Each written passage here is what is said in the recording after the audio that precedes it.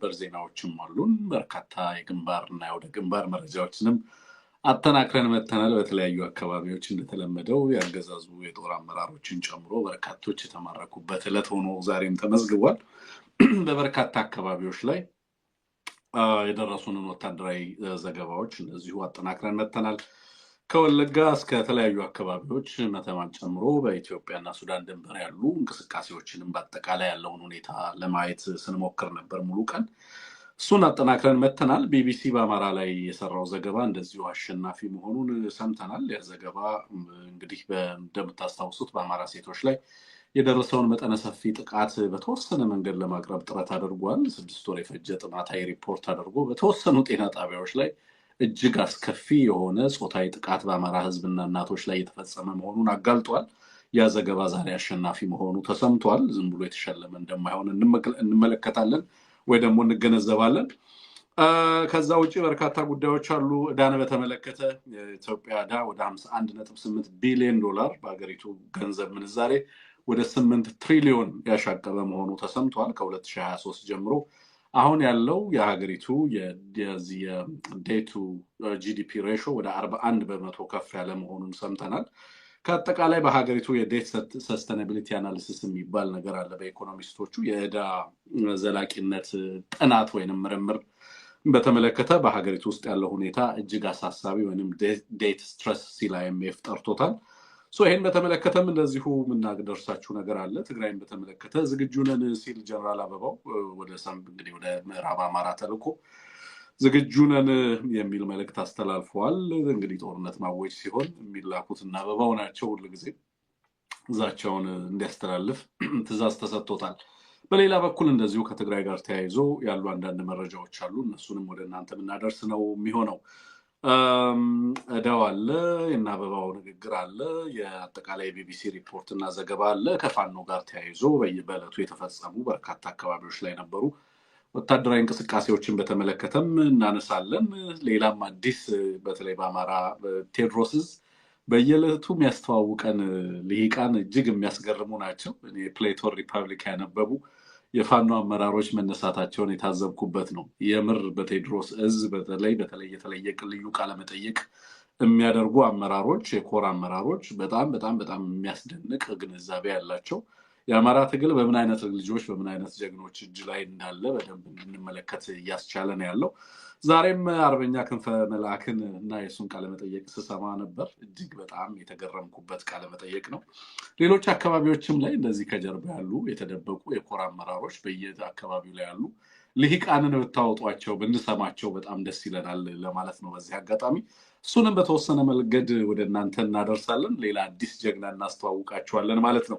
ሳውት ሱዳን ጀነራል ፖል ናንግ ተነስተዋል ከስልጣኑ ሌላው እንደዚህ ሳልቫቶር ጋራንግ ማርቢዲየት የተባለ የፋይናንስ ሚኒስትሩን አንስተዋል ኤርትራ በዚህ በውጭ ጉዳይ ሚኒስትሯ በኩል ሳንክሽንን በተመለከተ በቻይና እና በራሽያ ላይ ያላትን አቋም በተለይ ደግሞ በ2009 ዓ.ም ኤርትራ ላይ ተጥኖ የነበረውን ማዕቀብ በተመለከተ በራሽያ እና በቻይና ላይም ጭምር በአጠቃላይ በዩኤን ሴኩሪቲ ካውንስል ላይ ማዘኗን ገልጻለች አሁን ላይ በተለይ ከአሜሪካ ጋር ግን እየመጣ ያለውን ለውጥ በበጎ የምትመለከተው መሆኑን በዝርዝር የገለጸችበትን መግለጫ ተመልክተናል ግብፅን በተመለከተም እንደዚሁ መረጃዎች አሉ በጣም ብዙ አነጋጋሪ ነገሮች አሉ ከግብፅ ጋር በተያያዘ ሳውዲ ኢጅፕት እና ሶማሊያ እንደዚሁ ወታደራዊ ትብብሮቻቸውን ዛሬ ማጠናቀቃቸውን ሰምተናል የዚህም አንድምታ በበርካታ አንድምታ እንደሆነ እንገነዘባለን ምናልባት እሱንም ለእናንተ እናደርሳለን ዩናይትድ አረብ ኤምሬት ማዕቀብ ሊጣልብኝ ነው በሚል አስቀድማ በሱዳን ውስጥ ተሳታፊ ናቸው ያለቻቸውን በተለይ በሱዳን ጦርነት ውስጥ ወታደራዊ እና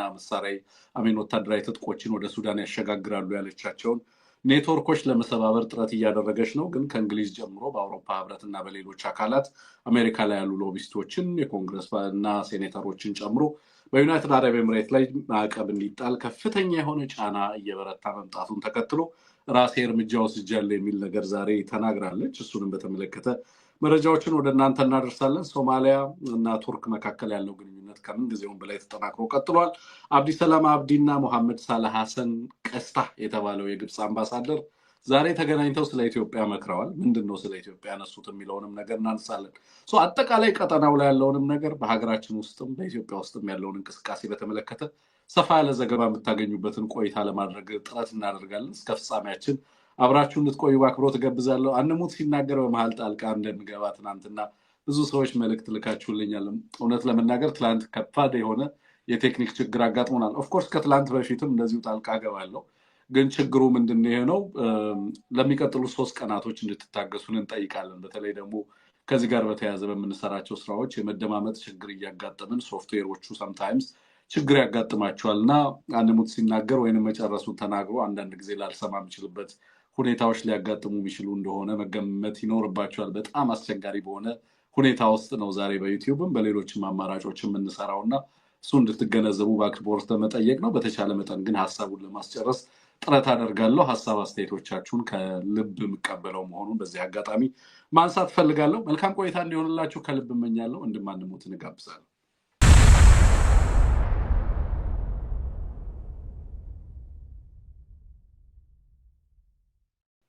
መልካም ወንድማንሙት እንኳን ደህና መጣ። ቆየህ እንኳን ደህና ቆየህ ትንግርቱ።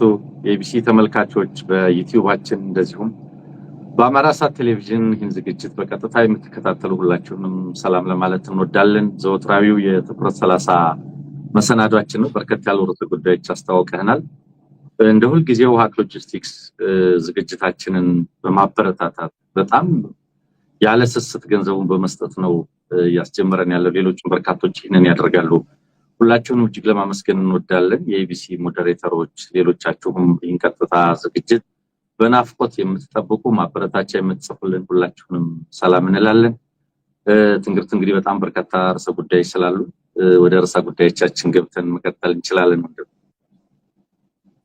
አንሙት በጣም ነው የማመሰግነው። ያው እንግዲህ እንዳልኩት የድምፅ ችግር ሲያጋጥመን ምናልባት አንተ ተናግረህ ማሳት ጨርስ ጣልቃ ልገባ እችላለሁ። የመደማመጥ ችግር አጋጥሞናል። ሰሞኑን ከሶፍትዌሮቻችን እንደሆነ ተገንዝበናል። ሶፍትዌሮቻችንን ባክ የሚያደርጉ አዳዲስ ሲስተሞችን ለመጠቀም ጥረት እያደረግን ያለ ነው። ለሚቀጥሉት ጥቂት ቀናቶች ብቻ ነው እንደዚህ አይነት ችግር የሚያጋጥመን። ከዛ በኋላ ችግሩ የሚቀረፍ መሆኑን ለአድማጭ ተመልካቾቻችን በዚህ አጋጣሚ ማንሳት ፈልጋለሁ።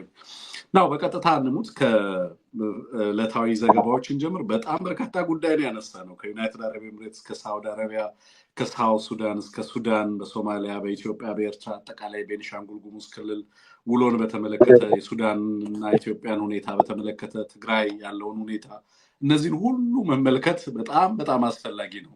አጠቃላይ ኢትዮጵያ ላይ ያለውን ትክክለኛ ዴቨሎፕመንት ለመረዳት እና አገዛዙ ያልጣደው ድስት ስለሌለ ማለት ነው። በየአቅጣጫው ተወጣጥሯል። ከዛ ደግሞ ሌላው የባሰው ነገር ደግሞ ዛሬ የሰማነው የዕዳም ዴት ዲስትረስ የሚሉት ነው። ከፍተኛ የሆነ የዕዳ ጫና ውስጥ ገብቶ ወገቡ ጭምር የጎበጠ አገዛዝ እንደሆነ ለመረዳት ችለናል። ከዛ በፊት ምናልባት ከቢቢሲ ዘገባ እንነሳና ከዛ ወይ ደግሞ ከፋኖ ዕለታዊ ውሎ እንነሳ። የፋኖን ዕለታዊ ውሎ እናስቀድምና ከዛ የቢቢሲን ዘገባ ከዛው ጋር አያይዘን እናየዋለን በኋላ ላይ።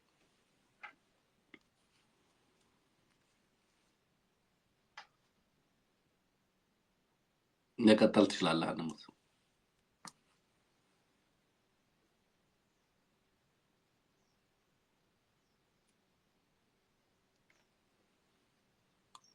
አንሙት እየተሰማህ አይደለም? መቀጠል ትችላለህ። በረከት ማይክ ዝግ ስለሆነ ነው፣ ይቅርታ። ኦልራይት፣ መቀጠል ትችላለህ። መልካም። እንዳልከው እንግዲህ ዛሬ ፋኖ በጣም በርካታ መረጃዎች ነው ከፋኖ ውሎ አኳያ ሲደርሱን የዋሉት። በጣም ብዙ መረጃዎች ናቸው ያሉት። እውነት ለመናገር እንደ ሁልጊዜው የመረጃዎቹ ስብጥር አላቸው። ምርቃት አለ፣ አውደ ውጊያ አለ፣ የህዝብ ውይይት አለ። እነዚህን የመሰሉ በጣም በርካታ ጉዳዮችን የተመለከቱ መረጃዎች ናቸው እየደረሱን ያሉት። ግን ትናንትናም ስናቀርበው እንደነበረው በተለይ በበላይዝ ጎንደር ጠቅላይ ግዛት እዝ ማለት ነው እዚያ አካባቢ እየተደረገ ያለው ውጊያ በጣም ከፍተኛ ድል እየተመዘገበበት መሆኑን የተመለከተ ነው። ትናንትና ያቀረብነው አለ። ዛሬም እንደዚሁ ከስማዳ እስከ ወለላ ባህር በተደረጉ አውደ ውጊያዎች በጣም በርካታ ድሎች መገኘታቸውን ያገዛዙም ከፍተኛ ወታደራዊ መኮንኖች ያው ሁልጊዜ እንደምንለው መስመራዊ መኮንኖች የምትላቸው በተለይ በዛሬው ዕለት የ50 አለቃና የ100 አለቃ መሪዎች የተገደሉበት ውሎ መደረጉን በጣም በርካቶች መማረካቸውን የተመለከተ መረጃ ነው የደረሰን።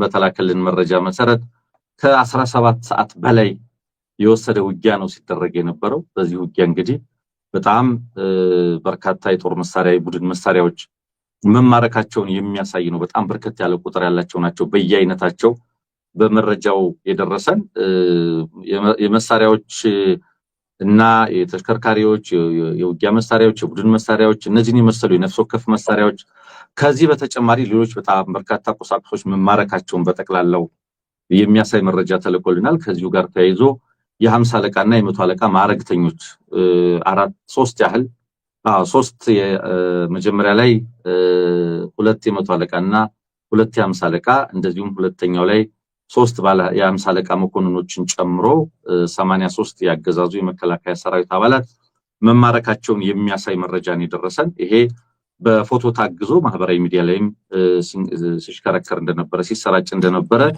እናስታውሳለን። ይሄ ከትናንትና የቀጠለ ድል ነው እዚያ ቀጠና ላይ እየተደረገ ያለ ማለት ነው። እንግዲህ 17 ሰዓት ውጊያ ማለት ይሄ ደፈጣ ኢንሰርጀንት የሚያደርገው ውጊያ አይደለም። ተመልካቾችም ሊረዱት እንደሚገባው የ17 ሰዓት ውጊያ ይሄ መደበኛ ውጊያ ነው፣ ኮንቬንሽናል ውጊያ ነው። ዝም ብሎ የሚደረግ ውጊያ አይደለም ለ17 ሰዓት ያክልና የፋኖም የመዋጋት አቅም በምን ያህል ደረጃ እንዳደገ ሊያሳየን የሚችል እንደሆነ ለመጠቆም ነው። በሌላ ረገድ በቴዎድሮስ በተመሳሳይ የ105ኛ ኮር 44ኛ ክፍለ ጦር የአድማ ብተና አዛዥን ጨምሮ 68 ያህል ያገዛዙን ኃይል ማስወገድ መቻላቸውን የሚገልጽ መረጃ ልከውልናል። ከትሊልና እንጀባራ ከተማ በመነሳት ወደ ረቡዕ ገበያ እየተመመ የነበረ ያገዛዙን ኃይል ነው እርምጃ የወሰድንበት ብለዋል። በዚህ በተለይ 44ኛ ክፍለ ጦር በጣም በርካታ የቡድን መሳሪያዎች መማረኩን የሚያሳዩ በቁጥር የተዘረዘሩ እንዳናሰለች ነው ለተመልካቾቻችን በቁጥር የተዘረዘሩ መሳሪያዎችና ተተኳሾች መማረካቸውን ወይም መረከባቸውን የሚያሳይ መረጃ ልከውልናል። ሶስተኛው መረጃ እዛው ቴዎድሮስ ደብረ ማርቆስ አካባቢ ሁለት መረጃዎች ናቸው የተላኩልን። ደብረ ማርቆስ ላይ የመጀመሪያ ጉዳይ እንግዲህ ሰሞኑን እየተደረጉ ባሉ ህዝባዊ ውይይቶች ቀጥለው በተለይ ደብረ ማርቆስ ዙሪያ ወረዳ የሃይማኖት አባቶች ጋር በተደረገ ውይይት ልክ እንደባለፈው እነዚህ ሃይማኖት አባቶችም ለቅዱስ ሲኖዶስ ጥሪ አቅርበዋል። ቤተክርስቲያንን ከጥፋት ታደጉልን የሚል ጥሪ ነው ያቀረቡት። እንግዲህ ቤተክርስቲያን ላይ እየተፈጸመ ያለውን ጥቃት በተለይ አገልጋዮች፣ ካህናት፣ ቀሳውስት፣ የአብነት ተማሪዎችና ዲያቆናት እየተገደሉ በመሆኑ ደግሞ አገልግሎት እየተስተጓጎለ ይገኛል ማለታቸውን የተላከልን መረጃ ያሳያል።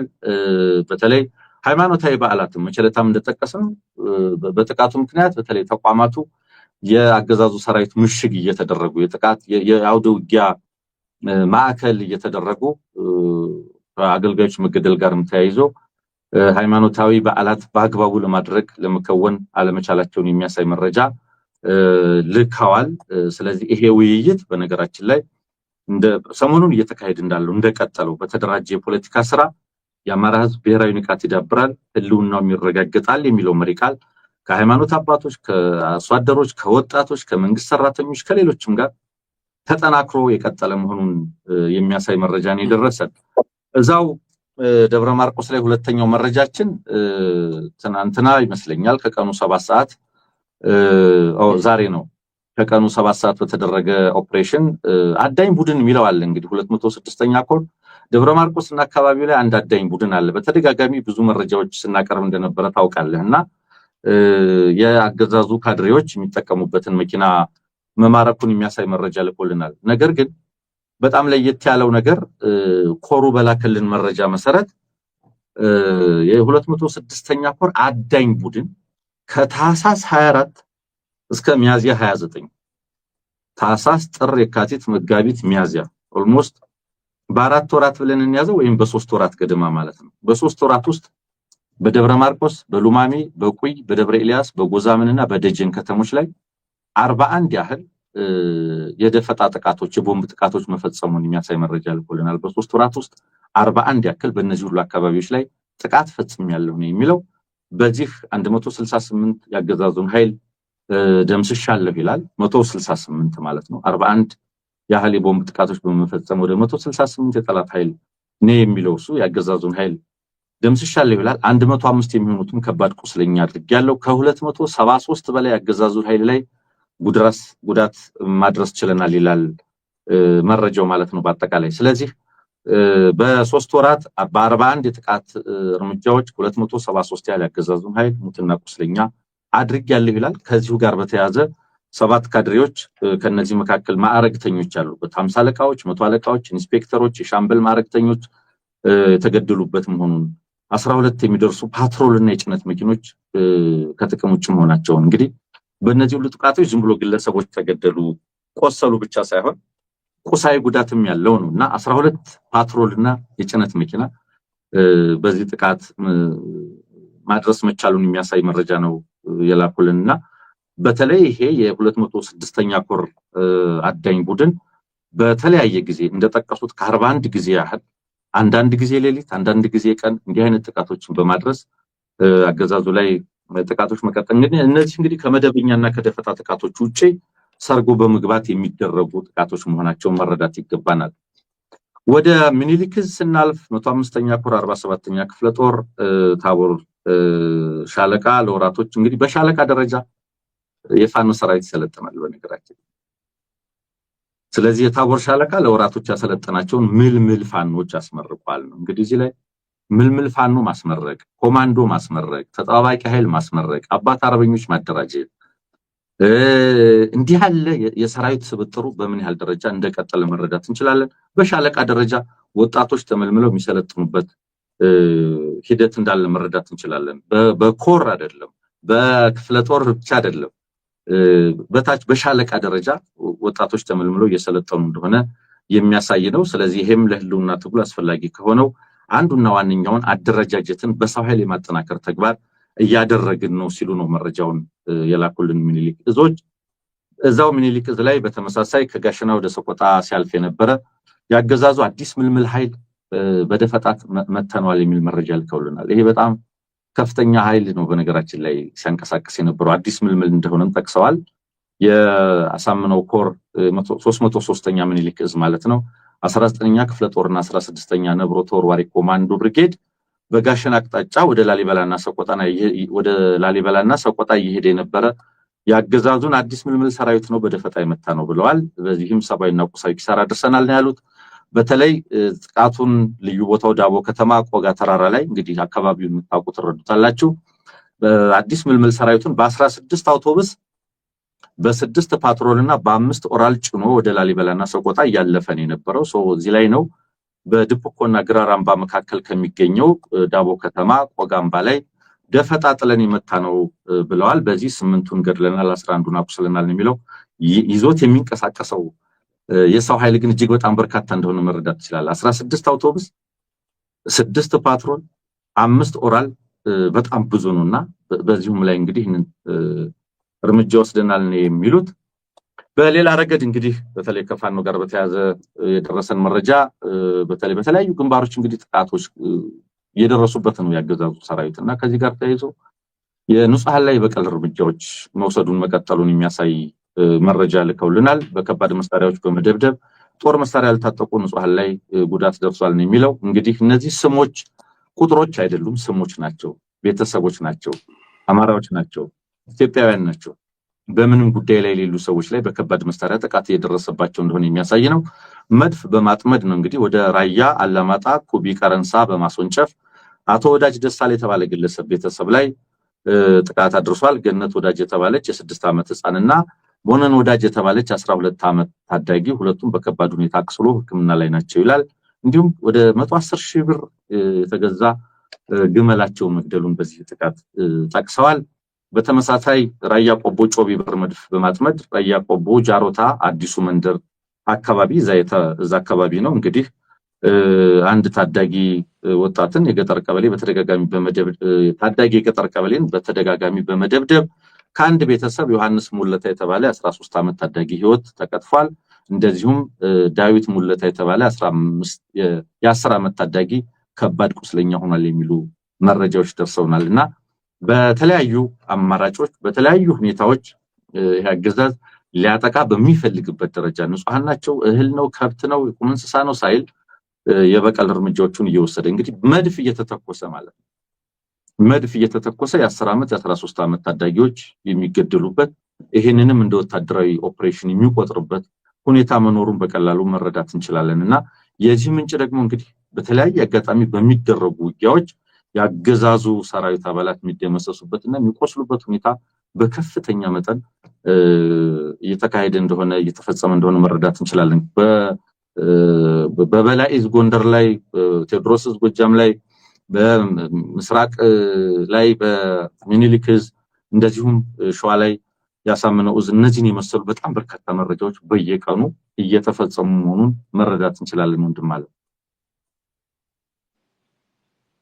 ያ አንሙት እንግዲህ አመሰግናለሁ። አሁን አንተ እያነሳሃቸው እነዚህ አሃዞች ትላንትናም እንዳልኩት ምንድነው አሁን የነዚህ አሃዞች ፋይዳ ምንድነው? እነዚህን ቁጥሮች አሁን መናገራችን ምን ይፈጥራል የሚለውን ነገር እያሰብኩኝ ያለው የነበረውና ኦሬዲ ያገዛዙ ሰራዊት መሬት ላይ ተሸንፏል። መሸነፉን ለማሳየት በጣም በርካታ ነገሮችን ስናነሳ ነበር።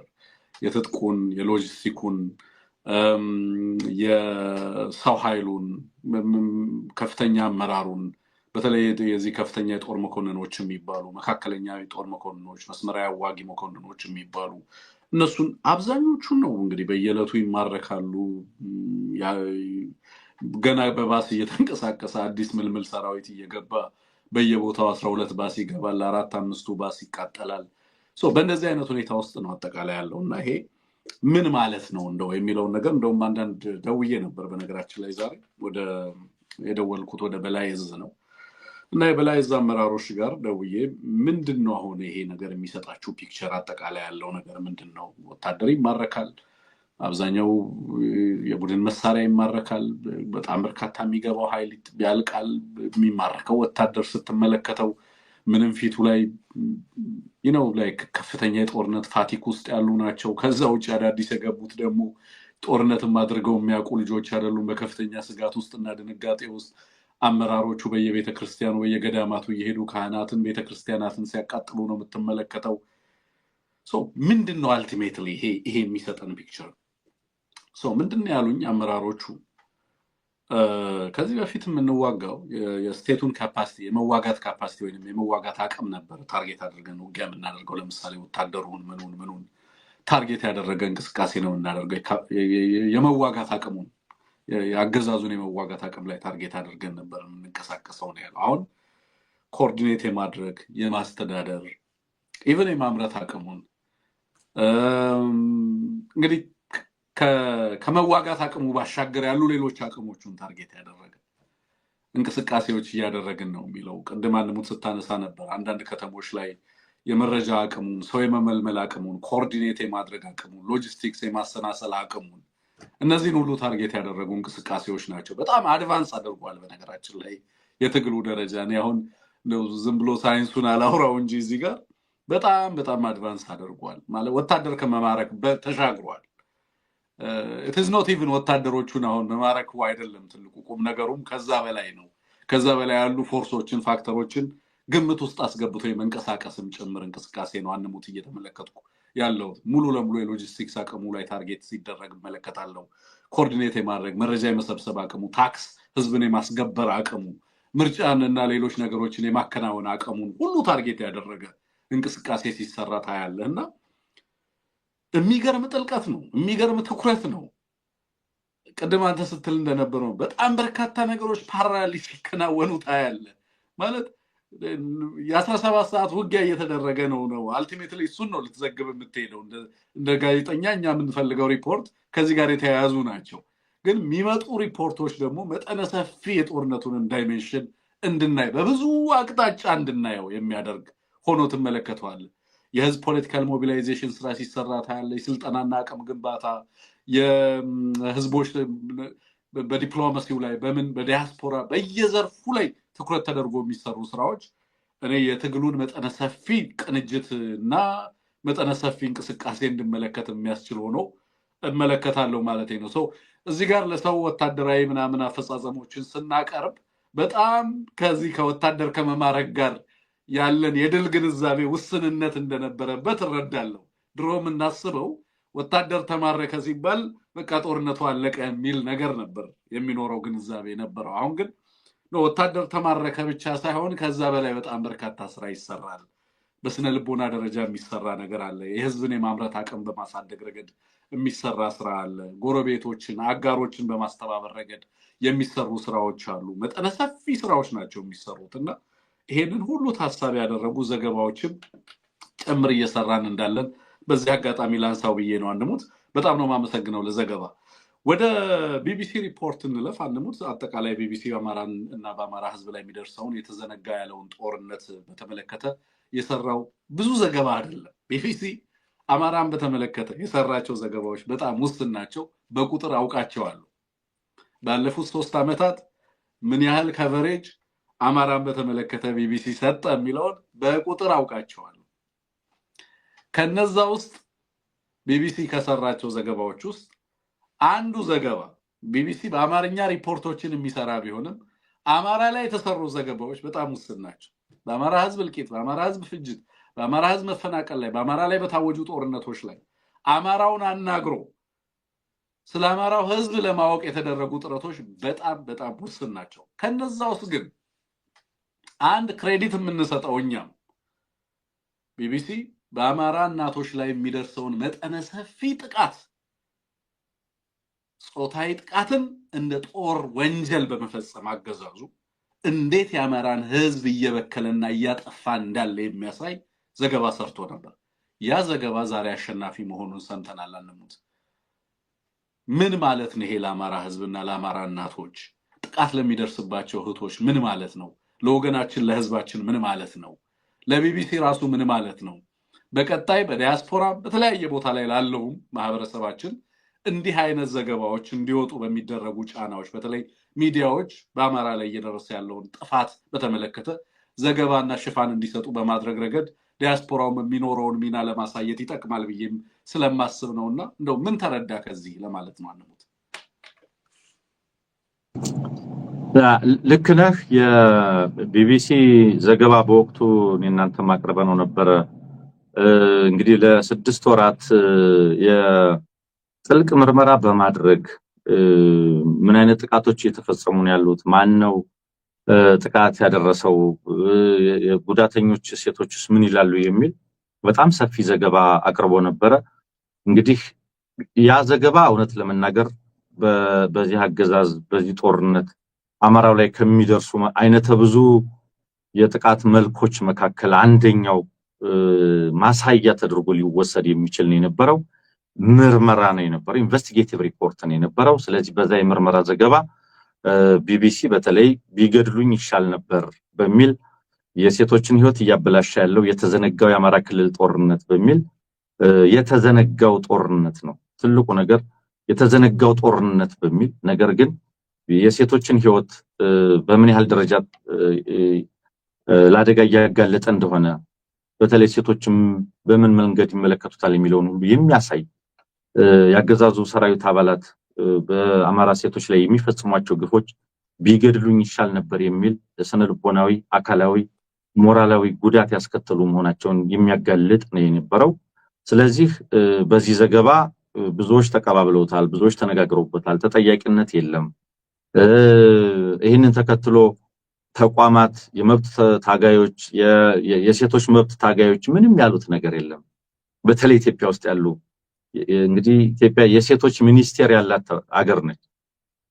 በሴቶች ላይ የሚሰሩ በጣም አያሌ መንግስት ያልሆኑ ድርጅቶች ያለባት ሀገር ነች። እነዚያ ሁሉ መንግስት ያልሆኑ ድርጅቶች፣ እነዚያ ሁሉ በኢትዮጵያ ሴቶች ስም የኢትዮጵያ ሴቶችን ሰቆቃ ያጋልጣሉ፣ ይታገላሉ፣ ይፋ ያደርጋሉ ተብሎ የሚታሰቡ አንዳንድ የሴቶች መብት አቀንቃኝ ነኝ የሚበሉ ግለሰቦችና ሌሎችም ሁሉ ምንም ሊሉ ባልቻሉበት፣ ኢትዮጵያ ውስጥ ያለውን ነባራዊ ሁኔታ ማጋለጥ ባልቻሉበት ቢቢሲ ይህንን የ6 ወራት የፈጀ ጥልቅ ምርመራ አድርጎ በማጋለጡ ዓለም በተወሰነ ደረጃ የዚህን አገዛዝ ጦርነት ክፋት ለመረዳት እንዲችል ያደረገን የነበረው እውነት ለመናገር።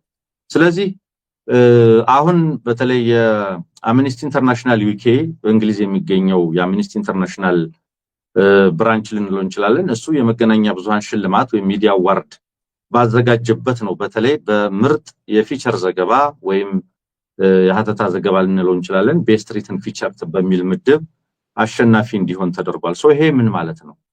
በአንድ በኩል የሰብአዊ መብት ተቋማት የሴቶች መብት ተቋማት ስለዚህ ጦርነት ስለዚህ ሀገር የሚመለከታቸው ሁሉ ለምንና እንዴት የሚለውን ነገር እንዲያስተውሉ የሚያደርግ ነው ብዬ አስባለሁኝ። ዓለም አማራው የሚጮህለት አማራው ዲያስፖራ ሰላማዊ ሰልፍ የሚወጣለት የአማራ ህዝብ የሚታገልለት የአማራ ሚዲያ የሚጮህለት ጉዳይ ምን እንደሆነ እንዲገነዘቡ የሚያስችል ነው። ይሄ ግን ለብዙዎች እንዲደርስ ወደ ብዙዎች ጆሮ እንዲደርስ ወደ ብዙዎች ቢሮ እንዲደርስ ለማድረግ አሁንም ጫናው መቀጠል ያለበት እንደሆነ ግልጽ ነው። ግን ያንን እውነታ አሁንም ቢሆን የ6 ወራት ጥናት እንጂ ከዚያ ወዲህ ቢያንስ ይሄ ጥናት ይፋ ከተደረገ ወዲህ እንኳን የት ምን እየተደረገ እንደሆነ ዓለም ወይም ኢትዮጵያውያን ለመለየት ለማየት ያልቻሉበት ሁኔታ እንዳለ አሁንም የተዳፈኑ በርካታ ሰቆቃዎች መኖራቸውን መገንዘብ ይገባልና እንዲህ አይነት ዘገባዎች በስፋት መውጣት አለባቸው። ይሄ ከጦርነቱ አይነተ ብዙ ጥቃቶች መካከል አንደኛው ሴግመንት አንደኛው ገጽታ ብቻ ነው። ረሃብን ለጦር መሳሪያነት ለጦርነት የማዋል ሴግመንቱ ወይም ከዚያ አኳያ በመላው አማራ በታወጀው ጦርነት ምን እየተደረገ እንደሆነ ራሱን የቻለ ሌላ ምርመራ ራሱን የቻለ በጣም ሰፊ ነገር የሚፈልግ ነው። በመሰረተ ልማት ውድመት በሌሎች የሰብአዊ ድርጊቶች ምን አይነት ተግባራት ተፈጽመዋል ምን አይነት ሁኔታዎች አሉ እጅግ በጣም ሰፊ መረጃዎች ማስረጃዎች ሊወጡበት የሚችል ነው። የጦርነቱን አይነተ ብዙ የንጹሃን ግድያዎች አሉ። ይሄ ጾታዊ ጥቃትን ብቻ የተመለከተ ነው። ነገር ግን በጣም በርካታ ጉዳዮች በዚህ ጦርነት የዚህ አገዛዝ ሰራዊት በስፋት እያከናወነ እንደሆነ ይታወቃልና ሌሎችም ተቋማት በተለያየ ዘርፍ በተለያየ ሙያ ላይ የሚሰሩ ተቋማትም ግለሰቦችም ሙያተኞችም ይህንን የመሰለ ሪፖርት ይፋ ማድረግ አለባቸው። እንዲህ አይነት ሪፖርቶች ብዙ ፋይዳ አላቸው። አንደኛው ፋይዳ የተጠያቂነት የሽግግር ፍትህ እነዚህን በመሰሉ ጉዳዮች ላይ አስረጅ ሆነው የሚቀርቡ ጠቃሚ ማስረጃዎች በመሆናቸው በዚያ ልክ እንመለከታቸዋለን። ለቢቢሲ ለራሱ ምን ትርጉም አለው? ቢቢሲ እንዲህ አይነት ዘገባዎቹ ለሽልማት የሚያበቁት እውቅና የሚያሰጡለት መሆናቸውን በማወቅ ዘገባዎችን እንዲቀጥል እንዲያጠናክር ሌሎችም ነገሮች ላይ በተመሳሳይ እንዲሰራ የሚያበረታታው ይመስለኛል። ቢቢሲን ብቻ ሳይሆን ሌሎች መገናኛ ብዙሃንም ከዚህ ተምረው ተመሳሳይ ዘገባዎችን ተመሳሳይ ሁኔታዎችን እንዲዘግቡ የሚያበረታታ ይመስለኛል። ስለዚህ ለአማራው በደሉ እንዲወጣ እንዲታይለት ያደረገ ነው። መገናኛ ብዙሃን ተመሳሳይ ስራዎች እንዲሰሩ የሚያበረታታ ነው። በመብቶች ላይ የሚሰሩ ተቋማት ደግሞ እነዚህን ጉዳዮች ሲሪየስሊ ወደ ተጠያቂነት ግፊት እንዲያደርጉ የሚያሳይ ነው። እነዚህ ተደምረው ደግሞ ዓለም አቀፍ ተቋማት ሀያላን መንግስታት በዚህ አገዛዝ ላይ ጫና እንዲያሳድሩ በተለይ ደግሞ የአማራ ህዝብ ትግል ምን ያህል ምክንያታዊ እንደሆነ ለምን ትግሉ እየተደረገ እንደሆነ እንዲረዱና እንዲገነዘቡ ለማድረግ ያስችላል ብዬ ነው የማስበው። እንግዲህ በዋነኛነት እንዲህ አይነት ስራዎች ተጠናክረው መቀጠል ያለባቸው ናቸው። የአማራ ማህበራትና ሚዲያዎችን በደንብ ሊያሰሟቸው ሊያዛምቷቸው ይገባል እላለሁኝ። አንሙት በጣም ነው የማመሰግነው። እንግዲህ እነዚህ ጉዳዮች ለኔ እንግዲህ እነዚህ መከራዎች እነዚህ የቢቢሲ ኢንቨስቲጌቲቭ ሪፖርቶች ወይንም የልዩ ምርመራ ዘገባዎች በዚህ ደረጃ እውቅና እንዲያገኙ ማድረግ በርካታ ጠቀሜታ አለው። አንደኛው እንግዲህ በዓለም አቀፍ ደረጃ እነዚህ ነገሮች ምን እየተፈጸመ እንዳለ የዓለም አቀፉ ማህበረሰብ እንዲያውቅ የማድረግ ሁኔታውን ያንን በተመለከተ አንተ እንዳልከው አንሙት ምንድነው ኤግዛክትሊ እየሆነ ያለው የሚለውን ነገር ሰዎች ሌሎችም ይህንን ጉዳይ በትኩረት የማይከታተሉ አካላት በትኩረት እንዲከታተሉት የሚያደርግ ነው። በሌላ በኩል በተለይ ደግሞ በአማራ ጉዳይ ላይ አድቮኬት የሚያደርጉ በተለይ በዩኬ ያላችሁ በእንግሊዝ እንቅስቃሴ የምታደርጉ የአማራ ተወላጆች የምታደርጓቸው ጫናዎች መጠነ ሰፊ ፕሬሸሮች አገዛዙን በተመለከተ ለዓለም አቀፉ ማህበረሰብ የምታደርጓቸው ጥረቶች ውጤት እያመጡ እንደሆነ ማሳያም ነው። በነገራችን ላይ አሁን ይሄ ዘገባ ከሌሎች ሀገራት እና በሌሎች ሀገራት ከተሰሩ ዘገባዎች የተለየ ሆኖ አይደለም። ይሄን ዘገባ ምናልባት እውቅና እንዲያገኝ ማድረግ ሀገራት በተለያየ መንገድ አንሙት በተለያየ ሀገር ውስጥ ለሚፈጸሙ በደሎችና ጥቃቶች ሪስፖንድ ያደርጋል። ይሄ ዲፕሎማቲክ ጀስቸር ነው፣ ለኔ ሲግናል ነው። ዛሬ የእንግሊዝ መንግስት በቀጥታ ከአብይ አህመድ ጋር ያለውን ግንኙነት በአማራ ህዝብ ላይ ወይንም በትግራይ ወይንም በሌሎች ኢትዮጵያ አካባቢዎች ላይ በሚያደርገው ጥሰት ምክንያት ከአብይ አህመድ አገዛዝ ጋር ያለውን ግንኙነት ላያቋርጥ ይችላል። ዛሬ ማዕቀብ ላይጥል ይችላል። ግን በተለያየ መንገድ በሀገሪቱ ውስጥ የሚፈጸመውን በደልና ግፍ በተመለከተ ሲግናል ይልካሉ ሀገራት። መልእክት ይልካሉ። ለምሳሌ ለዚህ ዘገባ እውቅና ሲሰጥ ምን እየተባለ ነው መልእክቱ? እናውቃለን ምን እየተደረገ እንዳለ በአማራ ህዝብ እናውቃለን። አሁን ጊዜው ላይሆን ይችላል እነዚህን ሰነዶች ለመምዘዝ፣ ግን ትክክለኛው ጊዜ ሲመጣ ምን እንደፈጸማችሁ የሚያሳዩ መረጃዎችና ኤቪደንሶች አሉን ነው። እነዚህን የሚያደርጉት ሀገራት በቀጥታ በሰብአዊ መብት ጥሰቶች ወይንም በሰብአዊ ጉዳዮች ላይ ለሚደርሱ ጥቃቶች የሞራል ኃላፊነት ወስደው እና ተሰምቷቸው ይሄ ጥቃት በቀጥታ እንዲቆም ለማድረግ ተጽዕኖ ለመፍጠር ፈልገው ላይሆን ይችላል። ኢሚዲየትሊ ከራሳቸው ጥቅም አንፃር ገምግሟቸውም ሊሆን ይችላል። በጊዜ ሂደት ግን እነዚህ ነገሮች ምን ዋጋ እንደሚያስከፍሉ እንደሚታወቁ፣ ዛሬ በአማራ ህዝብ ላይ የሚደርሱ የድሮን ጥቃቶች የማይታወቁበት ዘመን አይደለም። አንሙት፣ እያንዳንዷ የድሮን ጥቃት ከየት ተነስታ በምን አይነት ሁኔታ በማን ላይ መቼ እንደተፈጸመች ይታወቃል። ማን ያንን ትዕዛዝ እንደተሰጠ ይታወቃል። እነዚህም አይነት የጦር ወንጀሎች በህዝብ ላይ የሚፈጸሙ ጥቃቶች ዛሬ ለምሳሌ ወለጋ ላይ ቅድም ስታሳየኝ ነበር በርካታ ምስሎችን፣ ምናልባት በኋላ ላይ እናቀርበው ይሆናል። ምን አይነት ጥፋት ሲፈጸም እንደነበረ ዛሬ ወለጋ ላይ እየተመለከትን ነበር የነበረው። ሙሉ አካባቢውን በምን አይነት መንገድ እያወደሙ እንዳለ ትመለከታለህ። የሚፈጸመውን የጦርነት ወንጀል ልክ እና መጠን ትመለከታለህ። እንዲህ አይነት እውቅናዎች በቀጥታ የሚናገሩት ነገር በአንድ በኩል ጉዳት ለሚደርስባቸው ሰዎች እውቅናን ለመስጠት፣ ተቋማትን ለማበረታታት እና በዲያስፖራም በማህበረሰብ ዓለም አቀፍ ደረጃ የሚደረጉ እንቅስቃሴዎችን በተለይ ጸረ አገዛዝ ትግል የሚያደርጉ ኃይሎች ለማጋለጥ የሚሄዱበት ርቀት ለዛም እውቅና መስጠት ሆኖ፣ በሌላ በኩል ግን ሲግናል የሚያደርጉት ዲፕሎማቲክ ጀስቸር አለ፣ የሚያሳዩት መልእክት አለ፣ ለሀገራት የሚተላለፍ ኢንዳይሬክት መልእክት አለ።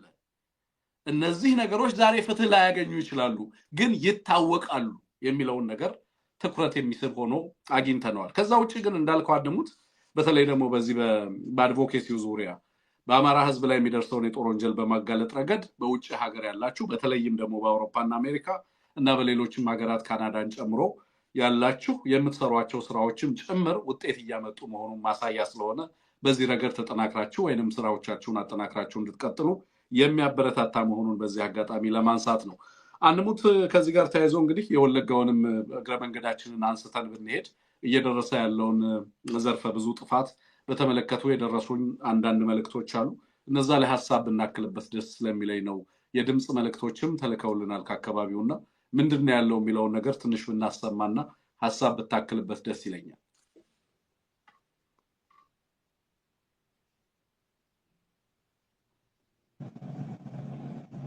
መልካም። ምናልባት ከዛ የደረሰን የቃል አቀባዩ መልእክት ስላለ ምን አይነት ጥቃት ነው የደረሰው የሚለው በእርግጥ በፎቶግራፎች እና በቪዲዮ እንደዚሁም በድምፅ ማብራሪያ የተላከ ነው። ነገር ግን ቢያንስ ፎቶግራፍ እና ቪዲዮ ለማሳየት ባንችልም በዚህ ዩቲዩብ ገጽ ላይ ምናልባት ሳተላይት ላይ እናስተላልፈዋለን። ነገር ግን የቃል አቀባዩ መረጃ ምን ይመስላል የሚለውን ቴክኒሻናችን ቢያሰማን መልካም ይመስለኛል። በጣም የሚዘገንን ነው። በነገራችን ላይ ከዚህ ጋር ተያይዞ ቅድምም የሚጠቀሱ ነገሮች ሁሉም አይነት ሪፖርቶች፣ ሁሉም አይነት በየቀኑ የሚፈጸሙ ተግባራትን በአማራው ትግል ውስጥ የዶክሜንቴሽን ስራ የመስራት ጉዳይ በጣም ክሪቲካል መሆኑን በዚህ አጋጣሚ ለመጠቆም እንፈልጋለን።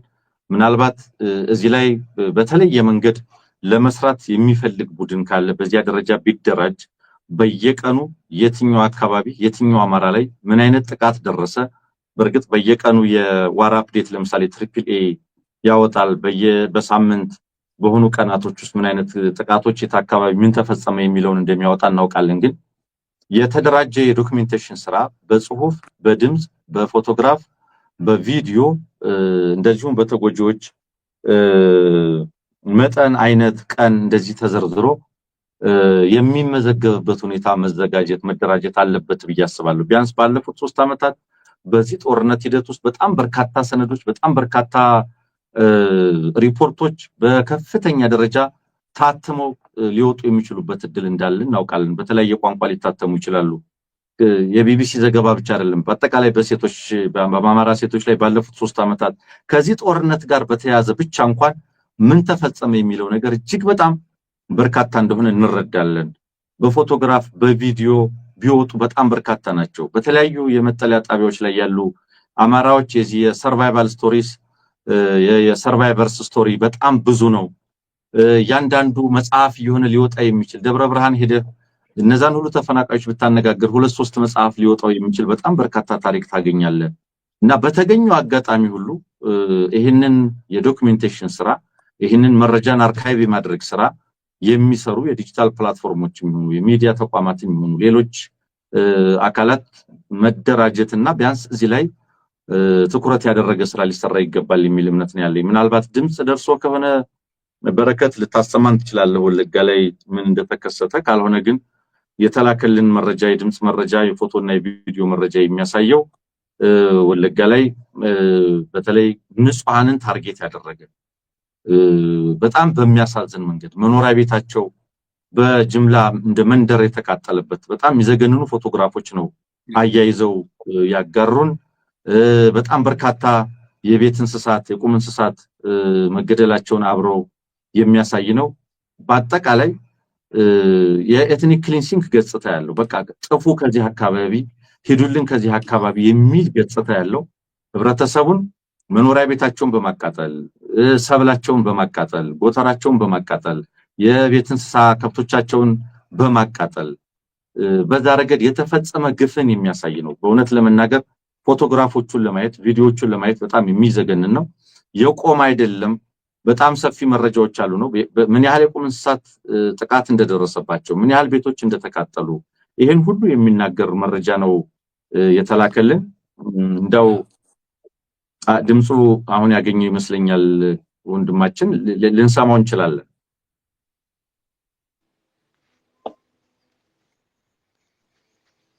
የአማራ ፋኖ ብሔራዊ ንቅናቄ ሳሞ ቀጠና አንሻ ሰይድ እዝ ይበልጣል መኮንን አዲስ ሰላም ክፍለ ጦር የህዝብ ግንኙነት መምሪያ ኃላፊ አበባ ብርሃን እባላለሁ። ሰሞኑን በምስራቅ ወለጋ ዞን በኪረሙ ወረዳ እንዲሁም በወረዳው በሚገኙ በተለያዩ ቀበሌዎች በተለይም በመርጋ ጅሬኛ እና በዳጊን ቀበሌ ላይ የአገዛዙ ኃይል መጠነ ሰፊ የሆነ አርሶ አደሮች ላይ የጅምላ ጭፍጨፋና እንዲሁም በከባድ መሳሪያ ድብደባ እያደረገ ይገኛል። ይህ የአገዛዙ ኃይል ከእግረኛ እስከ መካናይዝድ ተመካናይዝድ እስከ አየር ኃይል ታጥቆ ወደ አማራው ማህበረሰብ ወይም ወደ አማራው አርሶ አደር ገበሬዎች ላይ የገባው የተሰማራው የአገዛዙ ኃይል አሁን አርሶ አደሮችን በጅምላ እያሰረና እንዲሁም በጅምላ እየረሸነ ይገኛል ማለት ነው። እንዲሁም ሀብት ንብረታቸውን ፍየሎችን፣ ከብቶችን እንዲሁም የጋማ አህዮችንም እየዘረፈ ይገኛል እና ይሄን ሰሞን ከባድ የሆነ መጠነ ሰፊ የሆነ ግፍና መከራ ማህበረሰቡ ላይ አማራው ማህበረሰብ ላይ እያደረሱ ይገኛሉ። እንዲሁም የአማራውና የኦሮሞ ማህበረሰብ በሚገኙባት ከተማ ሲነደሮ 01 ቀበሌ ላይ በመግባት ሁለቱም ብሔር ብሔረሰቦች በፍቅርና በሰላም የሚኖሩባት ቀጠና ላይም በመግባት እንዴት ከአማራ ወይም ከዚህ ከነፍጠኛ ጋር ትኖራላችሁ በማለት የኦሮሞ ማህበረሰብም ሰፊ መጠነ ሰፊ የሆነ ለምን አብራችሁ ትኖራላችሁ በሚል በጅምላ እያሰራቸው ይገኛሉ። እንዲሁም ከፍተኛ የሆነ ድብደባ እያደረጉ ይገኛል።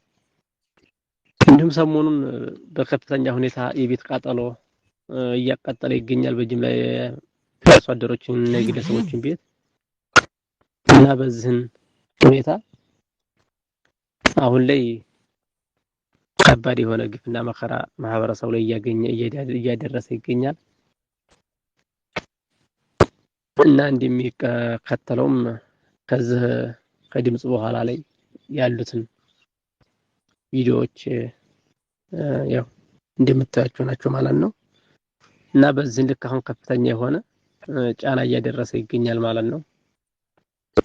በዓለም አቀፍ ሰብአዊ መብት ተሟጋችም በቃ ዝሮ ሊያየውም አልቻለም ምን እንደሆነ። በተለይ የወለጋ እንዲሁም የንጹሃን ኢላማ ያደረገ የጅምላ ጭፍጨፋ ከባድ የሆነ ሁኔታ ላይ ሆኗል። ይሄ ደግሞ እንዴት እንዲታይ እንደሆነ በዓለም አቀፍ ማህበረሰቡ ዘንድ ምንም እየታየ አይደለም። ይሄ ፈጽሞ ሊታይ ይገባል። ይሄ ፈጽሞ ሊወገዝ ይገባል።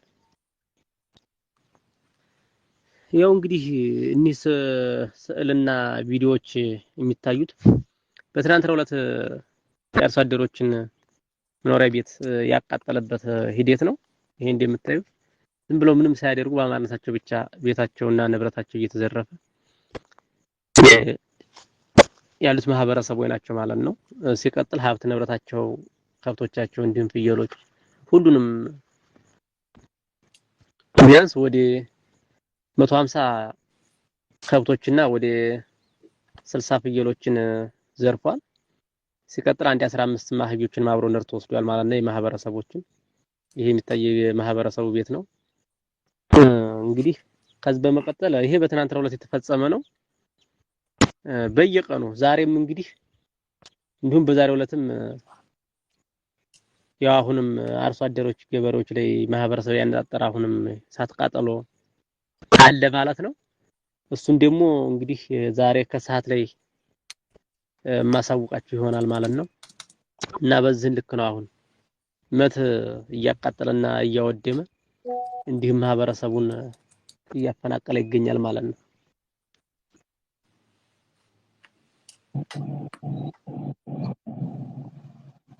ያ እንግዲህ እንደሰማ ሆኖ ትንግርቱ በዚህ ደረጃ ነው እየተፈጸመ ያለው። ፎቶዎቹ ቪዲዮዎቹ የሚላቸው እኛ ጋር ደርሰውናል። ሳተላይት ላይ እናሳያቸዋለን። የተቃጠሉ መንደሮች በፎቶግራፍ እና በቪዲዮ የሚያሳዩ ናቸው። እንግዲህ በጣም የተለየ ዘመን ነው። በሰው ልጅ ላይ ከሚፈጸሙ ግፎች መካከል በዚህ ደረጃ ለምሳሌ አብሮ መኖርን ወንጀል ያደረገ እንዴት ከነገሌ ጋር ትኖራላችሁ፣ እንዴት ከዚህ ቡድን ጋር ትኖራላችሁ የሚል የመጨረሻው ጄኖሳይዳል ሜንታሊቲ የምትመለከትበት ነው። ከዚህ ማህበረሰብ ጋር ለምን ኖራችሁ የሚል በኢምፕሊኬሽን ከሁለቱ ብሔር የተወለደ በሚሊዮን የሚቆጠር ህዝብ እንደዚሁም ከሌሎች ጋር በተመሳሳይ የተዋለደ ህዝብ ምን ብለው ይሆን እነዚህ አካላት የሚገነዘቡት የሚለው ይገርመኛል። እውነት ለመናገር አብሮ መኖር ብቻ አይደለም ተዋልዶ የሚኖር እንኳን አባቴ እናቴ ብሎ የሚኖሩ ልጆችን ያፈሩ በጣም በርካታዎች አሉ፣ በሚሊዮኖች የሚቆጠሩ። ወንጀል ነው ይሄ ለዚህ አገዛዝ። አብሮ መኖርም ወንጀል ነው ለዚህ አገዛዝ። ይሄንን ነው ጄኖሳይዳል ሜንታሊቲው በዚህ ደረጃ ነው። ቁሳዊ ጉዳቱ፣ የማፈናቀሉ፣ የማስወገዱ ይሄንን የመሰለው ነገር በጣም በከፍተኛ ደረጃ እንግዲህ የቁም እንስሳትን በዚህ ደረጃ እየዘረፈ ይሄ እንግዲህ በነገራችን ላይ ብዙዎች እንዲህ አይነት ነገሮችን ማንሳትን እንደ ስነልቦናዊ ጥቃት ወይም በሌላ መንገድ የሚተረጉሙት ይኖራሉ። ነገር ግን ያልተዘገበ ወንጀል የተፈቀደ ያህል ነው። ስራችንም የዚህን አገዛዝ ወንጀሎች መግለጥ ነው። ይህ አገዛዝ ይህንን አደረገ እንዲፈጸመ እንዲያደረገ ብለን ስንናገር በየደረጃው ያገዛዙ ሰራዊት ይሄን ያደረገ፣ ያገዛዙ ክልል ላይ ያለ መዋቅር ይሄን ያደረገ፣ እገሌ የሚባል ያገዛዙ ሹም ይሄንን አደረገ ሲባል ያልተዘገበ ወንጀል የተፈቀደ ያህል ስለሚሆን አንድም እሱ ነው። ሁለተኛም የምንታገልባቸውን ምክንያቶች በየቀኑ እያረጋገጠን መቀጠል፣ በየቀኑ እየተረዳን መቀጠል ተገቢ ስለሆነ ነው። የተወሰኑ ሰዎች ስለተረዱት ብቻ አይደለም፣ ሌሎች ያልተረዱት፣ ሌሎች ይህንን ግፍ ያላዩት ያልሰሙት በጣም በርካቶች ናቸው። ሳተላይት ላይ ይሄ ልጅ የሚናገራቸውን የተቃጠሉ መንደሮች እና ሌሎችንም ትመለከቷቸዋላችሁ። በዚህ ደረጃ የበርካቶችን ባህል ብዙዎች ዘንድ አልደረሰም። ገና ለማቃለል ነው ጥረት የሚደረገው። የአማራ ትግልን ለማንኳሰስ የሚፈልጉ አካላት ሐሳብ ሲያነሱ ወለጋ ላይ አማራዎች ሞቱ ማለትን በማጋጋል እሱን በማቀጣጠል ህዝብን በማሳሳት ወጣቱን አሳስተው ይዘው ገብተው ይላሉ። የአማራዎችን ጭፍጨፋ የማቃለል የማሳነስ አመለካከት አንዱ መገለጫ ይሄ ነው።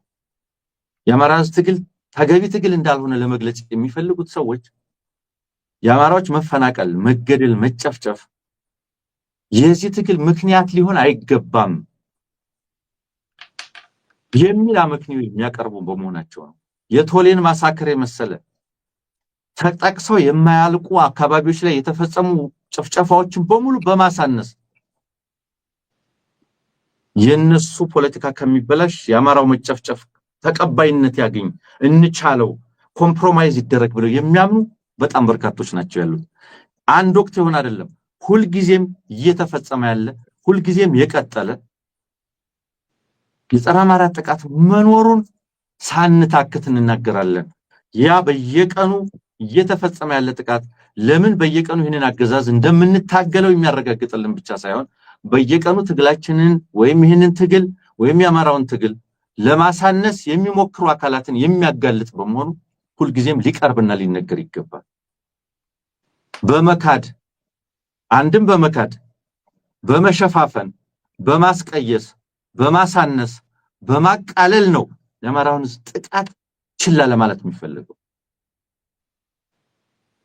ስለዚህ ይሄ ሊፈቀድ አይገባም። ለጥቃት ሴንሲቲቭ የሆነ ማህበረሰብ መፍጠር አንደኛው የዲሞክራሲ ትግል የፖለቲካ ስርዓት ግንባታ መሳሪያም ነው። ጥቃትን ኮምፕሮማይዝ የሚያደርግ የሚሸከም ጫንቃ መፍጠር አይደለም። ያውም ጭፍጨፋን ያውም መፈናቀልን የሚሸከም ጫንቃ መፍጠር አይደለም የዲሞክራሲ ግንባታ የሀገር አንድነት ማለት።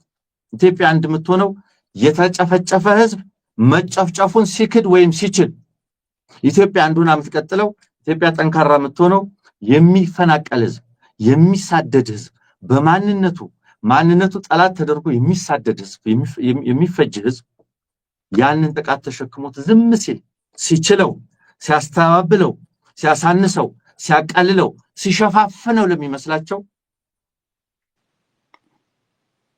ከዚህ አይነት አመለካከት ጋር እርቅ አይኖርም መቼም። ይሄ አይነቱ አመለካከት ይሄ አይነቱ ፍላጎት ኢትዮጵያን እንደውም ያፈርሳታል። ግፍን በግፍነቱ በስሙ ጠርቶ ኖ ለማለት ያልደፈሩ ኖ ለማለት የማይፈልጉ ወይራስ የሚፈጸሙ ግፎችን በስማቸው በአይነታቸው በወርድ በቁመታቸው ልክ መንገር የሀገር አንድነት ስጋት የህዝቦች አንድነት ስጋት አድርገው አቃለው ሸፋፍነው አስቀይሰው ለማቅረብ ለሚፈልጉ ኢትዮጵያን የሚያፈርሳት ይሄ እናንተ አቀራረብ ነው። ይሄ እናንተ አመለካከት ነው። የአማራ ህዝብ አማራ ተብሎ ሲሳደድ ሲፈረድ ሲጨፈጨፍ ዜጎች በምናምን እየተባለ ሲሸፈን የኖረው ነገር ዛሬን አዋልዷል። ዛሬም አማራ ተሳደደ ተገደለ ላለ ማለት የሚደረግ መሽኮርመም እውነታው ሊደብቀው አይችልም ብቻ ሳይሆን የአማራን ህዝብ ትግል ወደ ኋላ ሊመልሰው አይችልም። በዚህ መንገድ የሚረጋገጥ አብሮነት እና አንድነት አይኖርም ለማለት ነው ወንድም ማለት። እሺ አንሙት አመሰግናለሁ። የሁለት ነገር እነዚህ አሁን ባነሳቸው ሐሳብ አንደኛው በተለይ በዚህ በዓለም አቀፍ ደረጃ የሚሰሩ የአማራ ተቋማት እነዚህን ጉዳዮች እንዴት አድርገው አንተ እንዳልከው አርካይቭ ማድረግ አስፈላጊ ነው የሚል ነገር ስታነሳ ስለነበረ ነው። በየዘርፋው ለምሳሌ ትሪፕል ኤ አለ፣ ጂፒም አለ። አም ኖት ሹር ሃው ጂፒ ሰሞኑን አይ ቲንክ አክቲቭሊ እየሰራ እንዳለ መለከታለሁ አንዳንድ ቦታ ላይ ዴሊ ብሪፊንግ ይሰጣሉ ምናምን። ከዛ በዘለል ግን በእያንዳንዱ አካባቢ በእኔ እምነት እያንዳንዱ ቻፕተር እነዚህ ተቋማት ጠንከር ብለው ፋይናንሻሊ እንዲደራጁ አድርጎ የበለጠ ቻፕተሮቻቸውን አስፍተው በየዘርፉ ለምሳሌ ወለጋ ላይ ብቻ ትኩረት አድርጎ የሚሰራ ስብጥር፣ አርሲ ላይ የሚሰራ ሌሎች አካባቢዎች አዲስ አበባን ታሳቢ ያደረገ በአማራ ክልል በሚገኙ አካባቢዎችም እንደዚሁ በደንብ የተደራጀ ቲም የየአካባቢው ላይ ትኩረት የአካባቢው ላይ በደንብ በተለየ መንገድ ጥናትና ምርምር እያደረገ እያንዳንዱን እንቅስቃሴ እያንዳንዱን ጥቃት እያንዳንዱን መፈናቀል የሀብት ውድመት እነዚህን ሁሉ ሬጅስተር የሚያደርግ መጠነ ሰፊ የተደራጀ ቲም በየዘርፉ ማዋቀር ያስፈልጋል ብዬ አስባለሁ።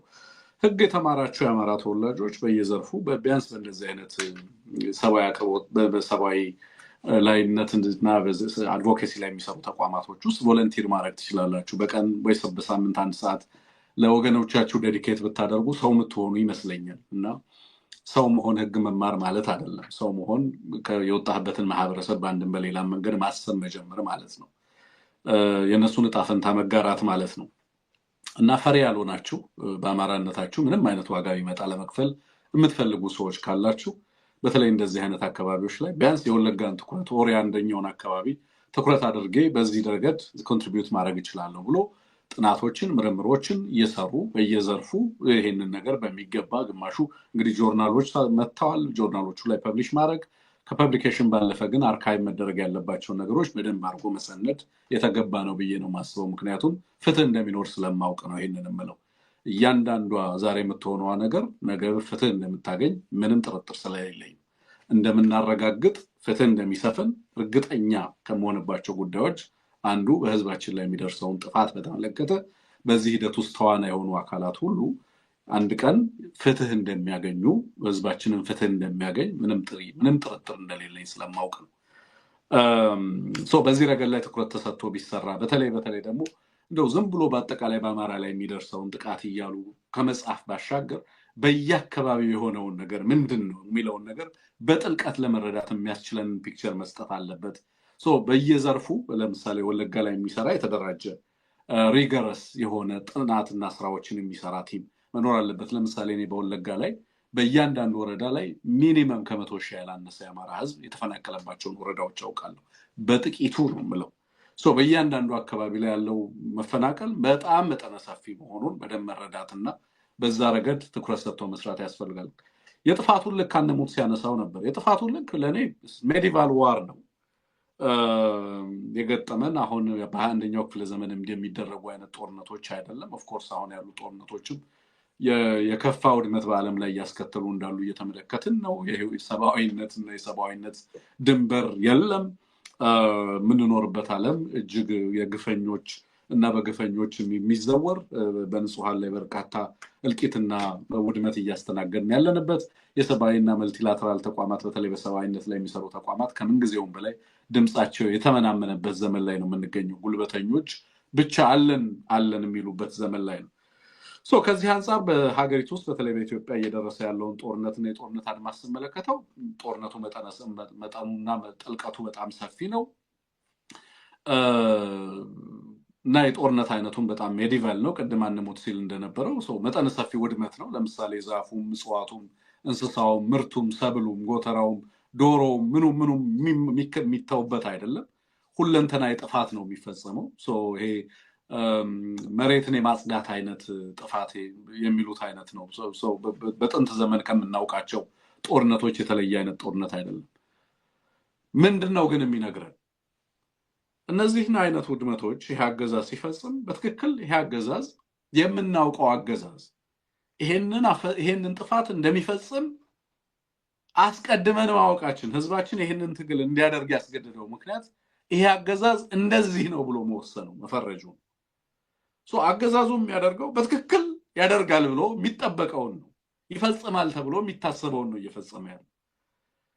እኔ ይሄ አገዛዝ በህዝብና በንጹሃን ላይ የሚያደርሳቸው ጥፋቶች አስገርመውኝ አያውቁም።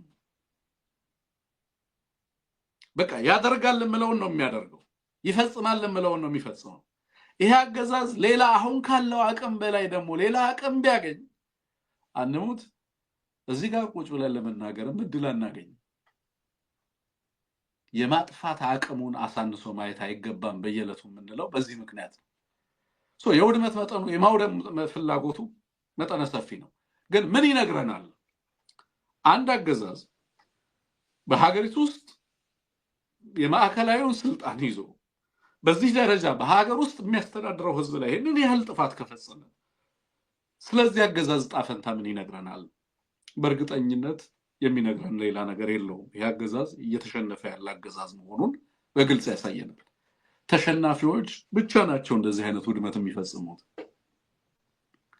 ካላጠፉ ኮንፈርት የማይሰማቸው እነሱ በመካከላችን ካሉ ሰላም አይሰማንም የሚሉ የራሳቸውን ሰላምና ደህንነት ሌሎችን በማጥፋት ላይ የመሰረቱ ኃይሎች እየተሸነፉ ያሉ ያልተረጋጉ የጎሳ ስብስቦች እንደሆኑ በደንብ መገንዘብ ያስፈልጋል። ለዚህ ነው ይሄንን ጥፋት የሚፈጽሙት። ይሄ ብቻ አይደለም ነው የኔ መከራከሪያ። ምንድነው? ቀጣይ ሌሎች ጥፋቶች ይመጣሉ። ህዝቡን በደንብ ማንቃት ያስፈልጋል። የሚመጡት ጥቃቶች የበለጠ መጠነ ሰፊ ህዝባዊ ጥፋት እንዳያደርሱ ደግሞ ጥንቃቄና ዝግጅት ማድረግ ያስፈልጋል። ይህንን አገዛዝ አሁን የሚያደርሰውንም ማጋለጥ፣ ዝግጅቱንም ማጋለጥ። በቅርቡ ጊዜ የወጡትን ጄኖሳይድ ዋች ይዞት የወጣው ሪፖርት ተመልክታል። አንሙት አይደለ? ሌቭሎችን አስቀምጧል። ሀገሪቱ ያለችበትን ጄኖሳይዳል ሂደቶች በስቴጅ አስቀምጦታል። መጠነ ሰፊ ዝግጅት ተደርጓል። ጥፋትን ለመፈጸም የሚያስችል መጠነ ሰፊ ዝግጅት እያደረገ እንደሆነ አገዛዙ በበርካታ አካባቢዎች ላይ ሲናገር ነበር። እስካሁን ካደረሰው በላይ ሊፈጽም የሚችላቸው ጥፋቶች እንዳሉ በደንብ መገንዘብ ያስፈልጋል የሚለውን ነገር መያዝ ያስፈልጋል። ሌላው ስለ ኢትዮጵያ አንድነት ሲባል እንደነዚህ አይነት ጥፋቶችን መዘገብ ብሔርተኛ ያስብላል። ኢትዮጵያ ውስጥ የታዘብነው ነገር እሱ ነው። ባለፉት በተለይ 3 ዓመታት በተለይም ደግሞ ያገዛዝ ወደ ስልጣን ከመጣ ያለፉትን 8 ዓመታት የታዘብነው ነገር ምንድነው? የአሰብ ወደብ ከአማራ ህዝብ ደም በላይ ለኢትዮጵያ ውስጥ ማስተባበሪያ እንደ ናሽናል ሞቢላይዚንግ አጀንዳ ሆኖ ሲያገለግል ተመልክቻለሁ። ለዛ ነው ለኔ ኢትዮጵያን በተመለከተ የኢትዮጵያ ሉዓላዊነትም ቢሆን ከአማራ ህዝብ ህይወት በታች ነው። ኢትዮጵያን እንወዳለን የምንል ሰዎች ኦኬ ኢትዮጵያ ምን እንደሆነች በትክክል አልተገነዘብንም ማለት ነው ብዬ ነው የማምነው። ኢትዮጵያ ማለት ዜጎቿ ነች፣ የዜጎቿ ዕጣ ፈንታና ተስፋ ነው። ከዛ ውጪ ኢትዮጵያ የሚባለው ሀገር ተራራው አይደለም፣ ስታብሊሽመንቱ አይደለም፣ የታጠቀውን መሳሪያ ህዝብ ላይ የሚያራግፈው ከላይ በድሮን ከታች በከባድ መሳሪያ ህፃናትን የሚጨፈጭፈው አይደለም። እንዳልከው አንሙት ሀገርን እንድንጋራም የምንፈልገው በጥቃታችን ከጥቃታችን ከሀዘናችን ጋር አብረው የሚቆሙ በደስታ ጊዜ ብቻ ሳይሆን ደግሞ በውድቀታችንም ጊዜ በጥፋትና በጥቃት ወቅት ከህዝባችን ጋር አብረው የሚቆሙና አብረው የሚሰለፉ ኃይሎችን አንድን ሀገር ዲፋይን የሚያደርገው እሱ ይመስለኛል። አንድን ሀገር እንደ አንድ ባዮሎጂካል ኦርጋኒዝም ብንወስድ እንደ አንድ ስነ ፍጥረት ብንወስድ ወይንም እንደ አንድ ፍጥረት ብንወስድ አንድን ሀገር ወይንም እንደ ሰው ለምሳሌ በሰው ብንመስል ሀገርን እጅ ሲቆረጥ ወይ እግር ሲቆረጥ መላ አካላት ፋንክሽን ማድረግ እንደሚቸገረው በአንድ ህዝብ ላይ በሚደርስ ጥቃት ኮምፎርት ተሰምቶ ሰላም ተሰምቶ የምትኖር ከሆነና ግን ደግሞ በሀገርህ መቀጠል ተስፋ የምታደርግ ከሆነ በእርግጥም ሀገር ምን እንደሆነ አልገባህም ማለት ነው። የሀገር መቀጠልን በተመለከተ ስለ ኢትዮጵያ ሉዓላዊነት ሲነሳ ብዙ ጊዜ በጣም ሪዲክለስ ነው የሚሆንብኝ። ተራ ያስተሳሰብ ድክመት እንደሆነ እገነዘባለሁ። ሚሊዮኖችን የሚያፈናቅል ስርዓት ባለበት ሀገር የምንጋራቸው የጋራ አጀንዳዎች የሉ፣ የሚያስተሳስሩን ሀገራዊ እሴቶች የሉ፣ ህግ የለም። ሁለንተናችን ለጥቃት ተጋልጧል ማለት ነው። በእንደዚህ አይነት ሁኔታ ውስጥ ሀገራዊ አጀንዳዎችን የምንጋራቸው ሀገራዊ አጀንዳዎች የሉም። በነገራችን አንድ ህዝብ ውድመት እያስተናገደ ባለበት ሁኔታ በምንም አይነት መንገድ ሀገሪቷ ለምታነሳቸው ሌሎች ፕራዮሪቲስ ምንም ትኩረት ሊያደርግ የሚችልበት ምንም አይነት የሞራል ተጠያቂነት የለበት። ለኛ አማራ ማተር ያደርጋል። ከሀገረ መንግስቱ ህልውና በላይ ከኢትዮጵያ መቀጠል በላይ የአማራን ህዝብ ማስቀጠል ለኛ በጣም ኢምፖርታንት ነው። ህዝባችን ከሌለ ተራራው ቢኖር ትርጉም ስለሌለው፣ ወንዙ ቢኖር ትርጉም ስለሌለው፣ ጤፍ አምራችነት ዋጋ ስለሌለው፣ የማዕድን ስፍራ ኖረ አልኖረ ዋጋ የለውም፣ ነዳጅ ኖረ አልኖረ ዋጋ የለውም። የአማራ ህፃናት ላይ ውድመት የሚፈጽም አገዛዝ በምንም አይነት ብሔራዊ አጀንዳ በአንድ ጥላ ስር ሊያሰባስበን አይችልም። ለዚህ ነው ለብዙዎቹ እንቆቅልሽ የሚሆንባቸው የወደብ አጀንዳ ይዘው ሲመጡ እኛ እንደ ሰው ማንቆጥራቸው የወደብ አጀንዳ የምን አጀንዳ ይዘው ሲመጡ ለምተናል በልጽገናል ሲሉ ጉዳይ ማንሰጠው እኛ ቤት ያለው ህመም የጋራ ህመም በሀገረ መንግስት ውስጥ በሚኖሩ ህዝቦች ላይ እኩል ህመም ፈጥሯል ብለን ስለማናምን እልቂታችንን ካልተጋራ የሀገር ሉዓላዊነት አንጋራህም። የህዝባችንን ጥፋት የማስቆም ኃላፊነቱ ራሳችን ህዝባችን ላይ ብቻ ሆኖ ህዝባችንን ከሀገረ መንግስቱ ውድመት የመከላከል ማንዴት የተጣለው የአማራ አርሶ አደሮች ላይ እና የአማራ ህዝብ ላይ ያልተቀናጀ ያልተደራጀ የነበረው ህዝብ ላይ ያልታጠቀ የነበረው ህዝብ ላይ ንጹሃኑ ላይ መሆኑ እጅግ አሳዛኝ ነገር ነው። አንሞት እጅግ ፈታኝ የነበረው ሂደት በእንደዚህ አይነት ሁኔታዎች ውስጥ ህዝብን አስተባብሮ ህዝብ ራሱን ከጥቃት ከመንግስታዊ ጥቃት እንዲከላከል ማድረግ እጅግ ፈታኝ ነገር ነበር የነበረው። ሞቱ እንዲካድ፣ እልቂቱ እንዲካድ፣ ጥፋቱ እንዲካድ፣ ኢቭን ጥፋቱን ማንሳት በህዝባችን ላይ ደርሳል የምንለውን ውድመትና ጥፋት በሚዲያ እንኳን ይዘን ስንመጣ በጣም በርካታ ስም እየተሰጠ ዘረኞች እየተባልክ ለይተው የአማራን ሞት ያለቅሳሉ። ሞት ሀገሪቱ ውስጥ በካሽ ነው። በየቦታው ያለው ህዝብ እየሞተ ነው። ለምን አማራ ይላሉ? ለምን አማራ ሞተ ይላሉ እየተባለ በመሞትህና ሞትህን ለአደባባይና ለሚዲያም እና ለሰዎችም እንደዚሁ እንዲደርስ ማድረግህ እሱ ራሱ ወንጀል ተደርጎ በዛ የምትከሰስበት ማለት ነው። አሁን አብዛኞቹ በእስር ቤት ውስጥ የሚማቅቁ የአማራ ልጆች ትልቁ ጥፋታቸው በተለይ ጋዜጠኞቹ ምናምን ትልቁ ጥፋታቸው ተደርጎ አማራ ተፈናቀለ ብላችኋል፣ አማራ ተገደለ ብላችኋል፣ አማራ ተሰደደ ብላችኋል የሚል ወንጀልና ክስ ሲቀርብባቸው ትመለከታለህ ማለት ነው። ኤኒዌይ እነዚህ ጥፋቶች እንዳልከው በዋናነት በወለጋም ሆነ በሌሎች አካባቢዎች ላይ አንደኛ አገዛዙ በምን አይነት ሁኔታ ውስጥ እንዳለ፣ ሁለተኛ ግን ለምን የአማራ ህዝብ ይሄን አገዛዝ እንደሚታገል በየዕለቱ ጀስቲፋይ የሚያደርግ ምክንያት እንደሆነ በትክክል መገንዘብ ያስፈልጋል የሚለውን እናንሳ ብዬ ነው። አንሞት ወደ ሌሎች ጉዳዮቻችን ብናልፍ ጥሩ ነው የሚሆነው። አጠር አድርገን እንድንሄድበት ፈልጋለሁ። ዕዳን በተመለከተ ያነሳነው ነገር አለ መግቢያችን ላይ። ጀነራል አበባው የሚባለው ግለሰብ ዛሬም በምዕራብ አማራ ተገኝቶ አማራ ተዘጋጅ ትግራይን እንወራለን እያለ ሲናገር ሰምተዋል። እንግዲህ እና አበባው ጦርነት ወደ ትግራይ ሲታወጅ እንዳልከው ነው ትላንትና ከየት ሆነው እና አብይ አህመድ እንዴት ይናገራሉ የሚለውን ነገር በተመለከተ ስታነሳ ነበር የነበረው አይደለም። ትግራይ ላይ ጦርነት ማወጅ ሲፈለግ የጦርነት አዋጅ የሚነገረው ከባህር ዳር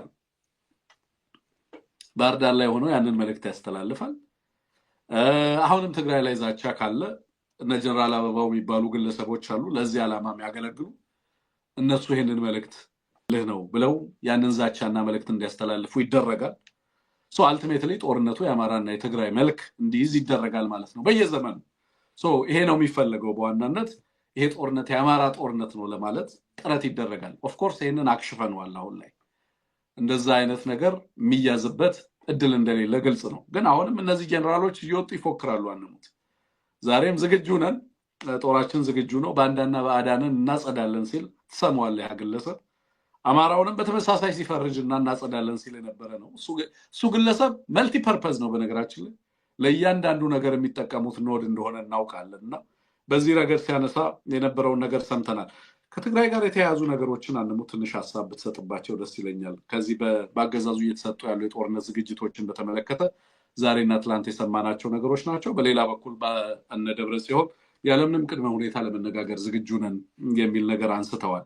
እነዚህን ነገሮች በተመለከተ በነገራችን ላይ ሱዳን፣ ሶማሊያ፣ ሳውት ሱዳን፣ ግብፅ፣ ሳውዲ አረቢያ፣ ዩናይትድ አረብ ኤምሬት እና በቀጠናው ላይ ያሉ ነገሮችን በሀገር ውስጥ ያሉ ጉዳዮችን ስናነሳ ብዙ ሰዎች እነዚህ ነገሮች ካገዛዙ አንጻር ያላቸውን ሁኔታ ከመለየት ባሻገር በአማራው ላይ እና ከአማራው ጋር ያላቸውን ግንኙነትም እንደዚሁ ብታነሱልን ጥሩ ነው የሚል ነገር ተጽፎ ተመልክቻለሁ። ቅድም ሁለት ነገር ነው የምናደርገው። በአንድ በኩል በዚህ ፕሮግራሞቻችን ላይ ትኩረት አድርገን ወደ እናንተ የምናደርሳቸው ፕሮግራሞች በቀጥታ ስለ ሶማሊያ፣ ሱዳን፣ ኤርትራ አጠቃላይ ቀጠናው ላይ ያለውን ሀገሪቱ ውስጥ ያለውን በየአካባቢው በየክልሉ ያለውን እንቅስቃሴ ስናነሳ በቀጥታ ከጸረ አገዛዝ ትግል አንጻር ያሉ አሰላለፎችን በደንብ እናስቃኛችኋለን።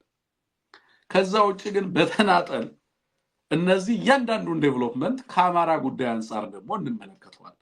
አንዳንዶቹም ፕሮግራም ላንሰራባቸው እንችላለን። ግን እያንዳንዱን እንቅስቃሴ አገራዊም ቀጠናዊም ዓለም አቀፋዊ ሁኔታዎችንም ከአማራ ህዝብ ትግል አንጻር እንደምንቃኝ በዛ ላይም በደንብ ልዩ ትኩረት እንደምናደርግ መገንዘብ ያስፈልጋል ማለት ነው። እዚህ ጋር ግን ጸረ አገዛዝ ትግልን ታሳቢ ያደረጉ ፕሮግራሞችን ስንሰራ ከዛ አንግል ያላየናቸው እንዳይመስላችሁ ለማሳሰብ ያህል ነው። አንሙት ሁለት ነገሮች አሉ ከጀነራሉ ጋር እና ከዕዳው ጋር የተያያዙ ነገሮችን ሀሳብ ስጥባቸውና ከሶማሊያ እና ሱዳን ጋር የተገናኙ ጉዳዮችን እናነሳለን። መልካም። ምናልባት አንድ አርበኛ ስታስተዋውቀን ስለነበረ የእሱን ታስቀድም ይሆን ብዬ እየጠበቅኩ ነበረ። ዞሮ ዞሮ ብዙ ልንልባቸው የሚያስችሉን አይደሉም። በመጀመሪያ አበባው ለምን ሰሜን ምስራቅ እዝ ሄደ? ሰሜን ምዕራብ እዝ ለምን ሄደ ካልከኝ ሰሜን ምዕራብ እዝ ከደባርቅ ከጎንደር ከደባርቅ እስከ ሁመራ የሚንቀሳቀስ ያንን ቀጠና ላይ የሚንቀሳቀስ ነው። እዛ አካባቢ ምንድነው ያለው? ለምን እዛ ሄደ? የውጊያ ዝግጁነትን ማንሳት ለምን አስፈለገ ካልክ እንግዲህ እዛ አካባቢ ትሪያንጉሌት የተደረገ ዙሪያውን ምን አይነት ውጥረት ስላለ ነው የሚለውን ነገር መገንዘብ ትችላለህ። በምዕራብ አቅጣጫ ከሱዳን ጋር የተገባ አጣብቂኝ አለ። በምስራቅ አቅጣጫ ከቲፒኤልኤፍ ጋር የደረሰ ያለ አጣብቂኝ አለ። በሰሜን አቅጣጫ ከተከዜ ማዶ ከኤርትራ ጋር የተፈጠረ ቅራኔ አለ። ወደ ታች በደቡብ ከፋኖ ጋር አለ። ስለዚህ ዛ መሃል ላይ አጣብቂኝ ላይ ያለ እዝ እንደመሆኑ መጠን በነገራችን ላይ ደባርቅ ብቻ ሳይሆን ሁመራም ሌላ እዝ ያለ ይመስለኛልና እዚያ አካባቢ ያለ ሰራዊት ዙሪያውን በምን አይነት ሁኔታ ውስጥ የተቀመጠ እንደሆነ መገንዘብ ትችላለህ። ስለዚህ እዚያ መገኘቱ በራሱ ከቀጠናው ሁኔታዎች አኳያ የራሱ ትርጉም አለው። ይሄ ሰውዬ ወልዲያ አይደለም የሄደው ወይ ደቡብ እዝ አይደለም የሄደው ወይም ምስራቅ እዝ አይደለም የሄደው ሰሜን ምዕራብ እዝ ነው። ጂኦግራፊካሊ እዛ አካባቢ ዙሪያው ላይ ምን አለ የሚለውን ነገር የሚነግረን ነገር አለ። የሚገርመው ግን እንግዲህ 8 ዓመት ሆነ ያገዛዝ 8 ዓመት ሙሉ ስለ ውጊያ ዝግጁነት ነው የሚያወራው፣ ስለ መዋጋት ነው የሚያወራው። በቃ አሁንም ለውጊያ ዝግጁ ነው፣ አሁንም ለመሞት ዝግጁ ነው፣ አሁንም ለመግደል ዝግጁ ነው። ከዚህ የተለየ ቋንቋ የለውም። የሀገሪቱ ሰራዊት አሁን ገንዘብ አዋጥቶ መሰረተ ልማት ገነባ፣ የሀገሪቱ ሰራዊት ከህብረተሰቡ ጋር እንዲህ አይነት ነገር አደረገ የሚባል መረጃ አይደለም የምትሰማው። ለመሞትና ለመግደል ሁሌም የተዘጋጀ ሰራዊት፣ ሁሌም የጦርነት ዝግጅት። ስለዚህ ቋንቋው ይሄ ነው፣ መልእክቱ ይሄ ነው። ጦረኛ ነው ስንል ከጦርነት ውጭ ሌላ መዝገበ ቃላት የለውም ያገዛዝ ስንል በእያንዳንዱ ትርክት ውስጥ በእያንዳንዱ ንግግር ውስጥ ይሄንን ነው እያደረገ ያለው። ስለዚህ ሄዶ ለውጊያ ተዘጋጅተናል ነው። አካላዊና ስነልቦናዊ ዝግጁነታቸው ምን ይመስላል ነው ጥያቄው። ይሄ ሰራዊት እረፍት አልባ ሰራዊት ነው። ላለፉት 5 ዓመታት አክቲቭ የሆነ ጦርነት ላይ ነው ያለው። አሁንም ግን አዲስ የውጊያ ዝግጁነት፣ ስነልቦናዊ፣ አካላዊ የትጥቅ ዝግጁነት በአዲስ የሚተረክለት በአዲስ የሚነገረው አገር ለማዳን የኢትዮጵያን ብሔራዊ ጥቅም ለማስከበር የውስጥ ባንዳዎች የውጭ ጠላቶች እየተባለ አሁንም ብሬን ዋሽ የሚደረግበት አይምሮው ከጦርነት ውጭ እንዳያስብ የሚደረግበት ሁልጊዜም ውስጥም ጦርነት ውጭም ጦርነት እንዳለ እየተሰበከው እየቀጠለ ነው ያለው። ይሄ ስለ ስርዓቱ የሚነግረን ነገር አለ። ይሄ ሰራዊቱ የተገነባበት ባለው አስተሳሰብ ላይ የሚነግረን ነገር አለው። ስለዚህ ባዳና ባንዳ እየተባለ ከውስጥም ከውጭም ሁሌም ጦርነት እንዳለበት የማያቋርጥ ውጊያ እንዳለበት አንድ ወታደር ሲናገር ታስታውሳለህ። ወደ ሆነ ቦታ ድንበር ላይ ሄዱ ከተባለን ደስታ ነው የሚሰማን። ኢቭን አገር ውስጥ የሰራዊት ስምሪቱ ለአንዳንዶች እፎይታ የሚሰጥ ስምሪትና እፎይታ የማይሰጥ ስምሪቱ ጥሩ ቢሆንም ባይሆንም ወደ ውጊያ ስምሪት ሲገቡ ተስፋ ቆርጦ የሚሄዱበት አዳዲስ ምልምል ገና መንገድ ላይ ያለ ለጥቃት የሚጋለጥበት ሰራዊት የሚባለው ግን የኢትዮጵያ ወጣት ግን ሁሉ ጊዜ በየዕለቱ ከጦርነት ውጭ እንዳያስብ። ወታደር ስለሆነ ጦርነት ማሰብ አንድ ነገር ነው፣ ግን የወታደር ስራ በመሰረታዊነት ስለ ሰላም ማሰብ ነው። የሀገር ድንበር መከበር አለበት፣ የህዝብ ሉዓላዊነት መከበር አለበት፣ ህዝብ በነፃነት መስራት የሚችልበት ሁኔታ መፈጠር አለበት። ይሄ እንዲሆን ደግሞ በተለይ መከላከያ ስትሆን ደግሞ ናሽናል ዲፌንስ ፎርስ ሲሆን ደግሞ ውጫዊ ጥቃት እንዳይመጣ ይህንን የመከላከል ኃላፊነት አለብን የማለት ነው። ነገር ግን ይሄ ሰራዊት ዛሬም ለጦርነት ተዘጋጅ ነው። ላለፉት 5 ዓመታት ያደረገው ጦርነት ሳይበቃ አሁንም ለአዲስ ጦርነት ተዘጋጅ፣ ዝግጁ ነው፣ ስነልቦናው ዝግጁ ነው፣ አካላዊ ብቃቱ ዝግጁ ነው እየተባለ ነው እንግዲህ በእናበባው እየተሰበከ ያለው። እዛ ሄዶ ይህንን የሚለው ለዛ ነው። ቀጥሎ ምናልባት ሌሎች እዞች ያሉባቸው ሰቆጣ፣ ወልዲያ፣ ሐራገበያ፣ አፋር ይህንን ወደ እነዚህ ሁሉ እየተዞረ ስነልቦናዊና አካላዊ ዝግጅቱ ተጠናክሯል እየተባለ መሰበኩ የማይቀር ነው። ሞቢላይዜሽን ውስጥ ይገባል። አሁን እየተፈጠሩ ካሉ ሁኔታዎች አኳያ ትግራይ ላይ የሆነ ካለው ነገር አኳያ ሞቢላይዜሽን ውስጥ ይገባል ብለን ጠቁመን ነበረ በትንታኔያችን። የዚያ ሞቢላይዜሽን አካል ይሄ የዚያ ሞቢላይዜሽን አካል ነው። ስለዚህ ስነልቦናዊ ዝግጁነት፣ አካላዊ ዝግጁነት ኦሬዲ ተንቀሳቅሷል። ዛኔ ያለው የኢትዮጵያ ሰራዊት የኢትዮጵያ እዞች በሙሉ በአማራና ትግራይ ድንበር አካባቢዎች ላይ በሙሉ ሰፍሯል ከአፋር እስከ ሁመራ።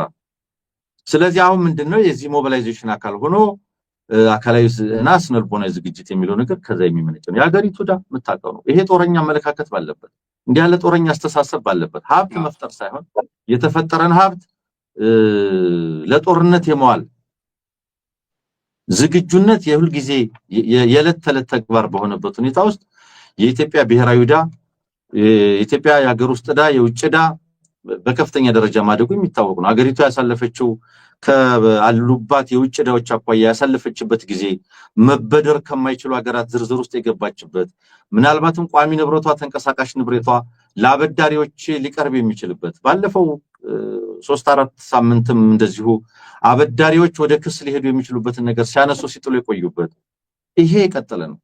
ስለዚህ የሚያድግ እንጂ የሚቀንስ ዕዳ የለም።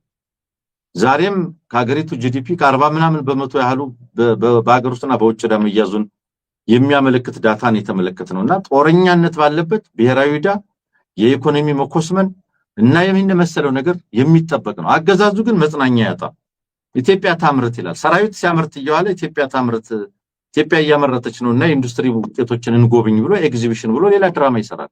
አምራቾች የት ነው ያሉት? የአምራቾች ጥያቄ ምንድነው? መጠየቅስ ይችላሉ ወይ?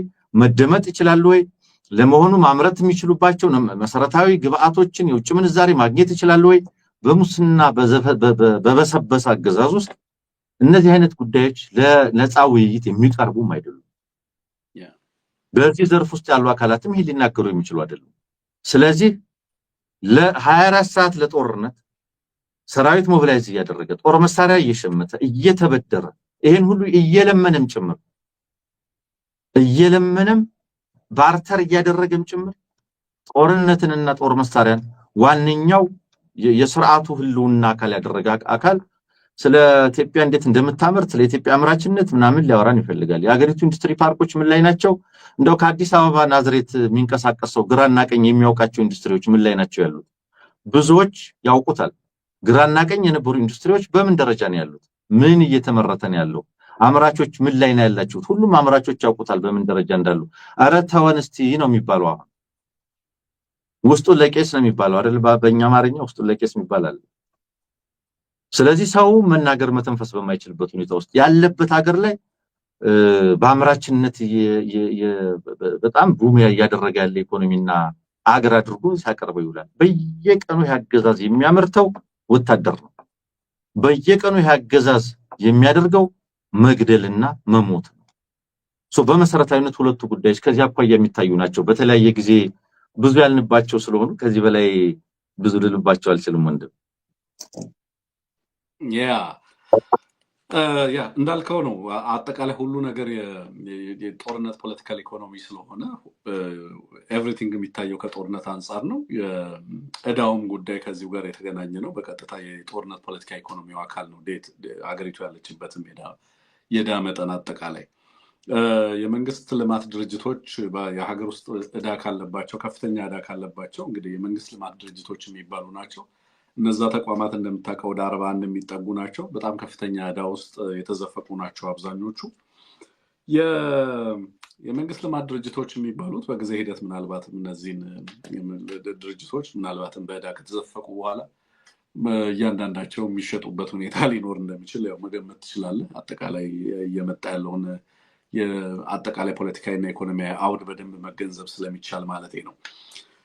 ግን እንዳልከው ወደ 51.8 ቢሊዮን ዶላር ደርሷል የሀገሪቱ ብድር። ይሄም ወደ ሀገሪቱ ውስጥ ገንዘብ ሲመነዘር ወደ 8 ትሪሊዮን ነው። የሀገሪቱ ገንዘብ የመግዛት አቅሙ እየቀነሰ በሄደ ቁጥር ወይም ገንዘቡ እየወደቀ በሄደ ቁጥር ደግሞ ሀገሪቱ ዕዳዋን የመክፈል አደጋ በከፍተኛ ደረጃ እየጨመረ ነው። ከዚህ ጋር ተያይዞ እንደዚሁም የእድገት ደረጃው አገዛዙ ማኒፑሌት በሚያደርጋቸው አሃዞች ላይ የተመሰረተ ነው። በጣም በርካታ ጉዳዮች አሉ ከዚህ ጋር በተለይ ከዴት ሰስተናቢሊቲ አናሊሲስ ወይንም ደግሞ የዕዳ ቀጣይነት ግምገማ ጋር ተያይዞ በርካታ ሀገራት ሀገሪቱ ያለችበት ሁኔታ አይኤምኤፍ እና ወርልድ ባንክን ጨምሮ የሚሰጧቸው ግምቶች በሀገሪቱ ላይ ከፍተኛ ጫና እያመጡ ያሉ መሆኑን መገንዘብ ያስችላል። ይሄ በአንድም በሌላ መንገድ ያለው ተጽዕኖ ከሀገሪቱ ውስጥ ካለው የኑሮ ውድነትና መሰረታዊ የኢኮኖሚ እድገት አንጻር የሚያመጣው ተጽዕኖ ብቻ ሳይሆን በአጠቃላይ አገዛዙ ከሚያደርጋቸው ጦርነቶችም ጋር በቀጥታ የተገናኘ ስለሆነ ነው ይህንን ጉዳይ የምናነሳው። እያንዳንዱ በየዕለቱ የሚተኮሰው በየዕለቱ ተማረከ የሚባለው በተሳቢ ሙሉ የጦር መሳሪያ እየተባለ የሚነሳው በቀጥታ በብድር የሚመጣ ገንዘብ የሚገዛ የሀገሪቱ ሀብት እንደሆነ በደንብ መገንዘብ ያስፈልጋል ማለት ነው እና በቀጥታ ይህንን ጦርነት የተሸከመበት የጦርነቱ ፒለርስ ናቸው በዋናነት ይህን ጦርነት የሚያስቀጥሉት።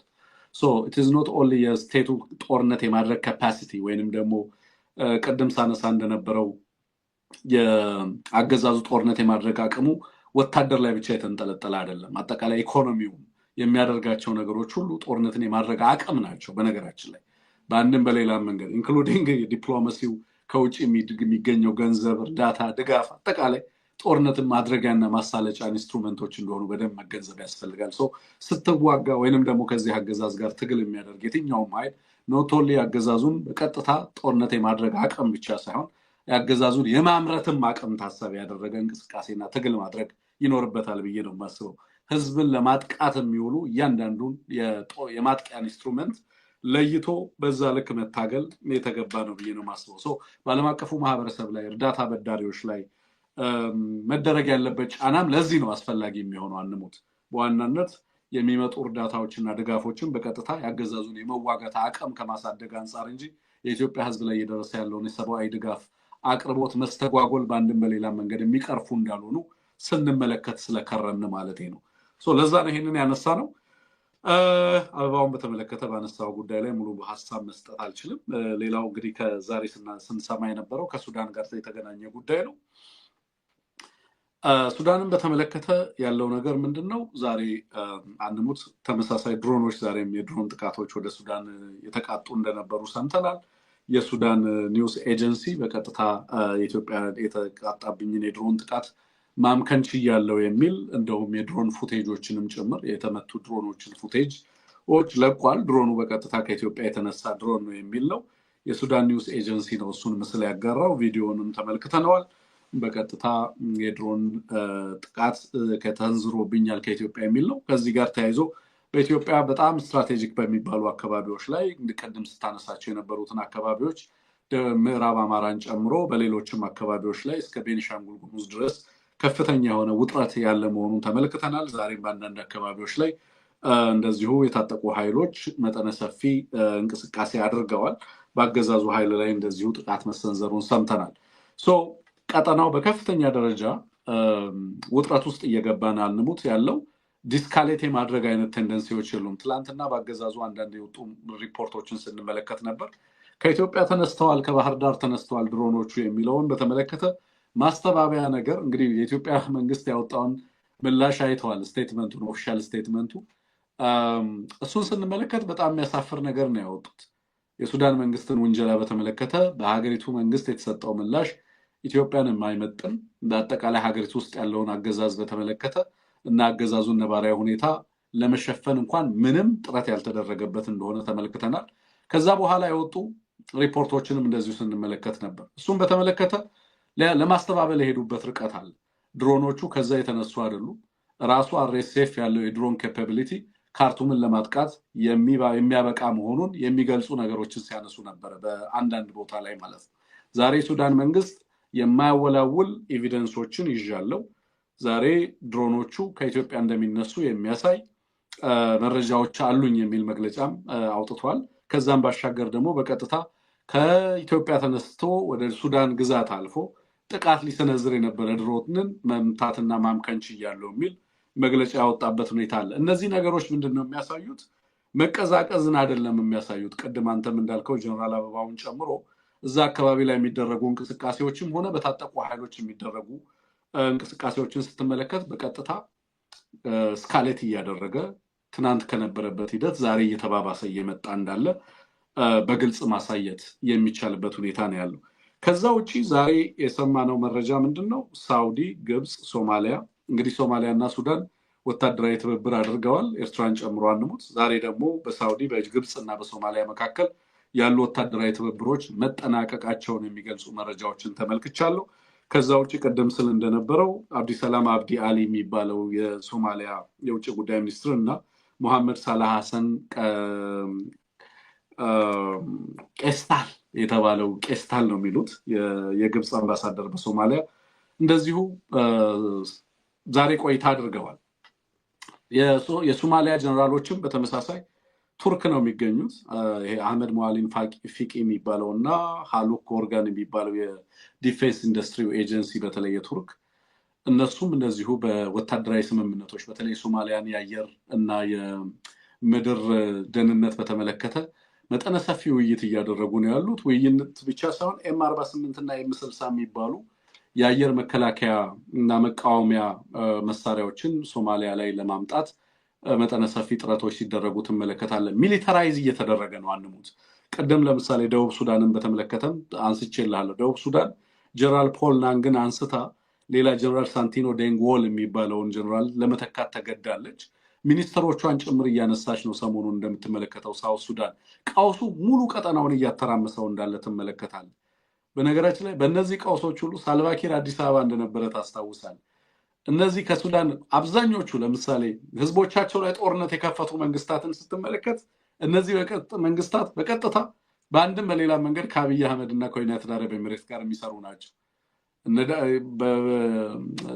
ሱዳን ላይ የሚንቀሳቀሰውን አርኤስኤፍን ስትመለከት፣ የሳልቫኪር መንግስትን ስትመለከት፣ አሁን ጆንግሌ ላይ እየፈጸመ ያለውን ጥፋት ስትሰማ፣ አጠቃላይ ደቡብ ሱዳን ላይ ያለውን ሁኔታ ስትመለከት እነዚህ ሁሉ እንቅስቃሴዎች ከሶማሊያ እስከ ሱዳን፣ ከሱዳን እስከ ደቡብ ሱዳን፣ ከደቡብ ሱዳን እስከ ኤርትራ በሁሉም አካባቢዎች ላይ ባሉ ትርምሶች ውስጥ የምታገኘው ትልልቅ አክተሮች ውስጥ የምታገኘው ዋነኛ የመሳሪያና የቀውስ አከፋፋይ ሆኖ ማዕከሉን የተቆጣጠረው ኢትዮጵያ ላይ ያለው አገዛዝ እንደሆነ ትመለከታለህ። ዞሮ ዞሮ የቀጠናው ሰላም ትልቁ እንቅፋት ሆኖ የምታገኘው የአብይ አህመድን አስተዳደር እንደሆነ ትመለከታለህ።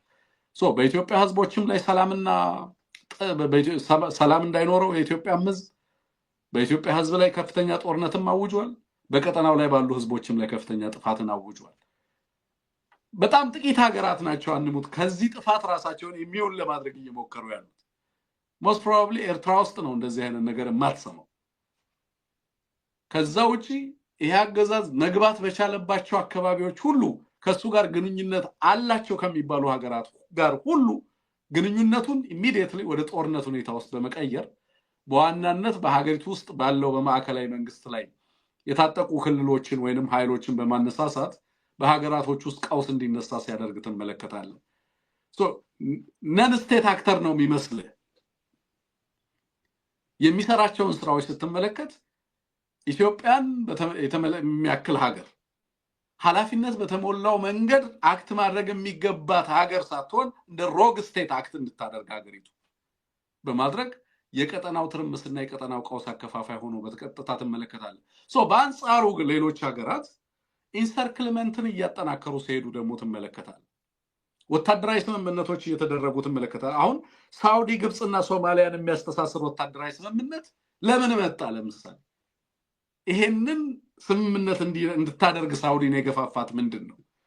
ሶማሊያና ቱርክ ለምሳሌ የሚያደርጉት ትብብር አለ። ቅድም ሳነሳልህ ነበር። ጀነራሎቹ ጭምር ያሉት ቱርክ ነው።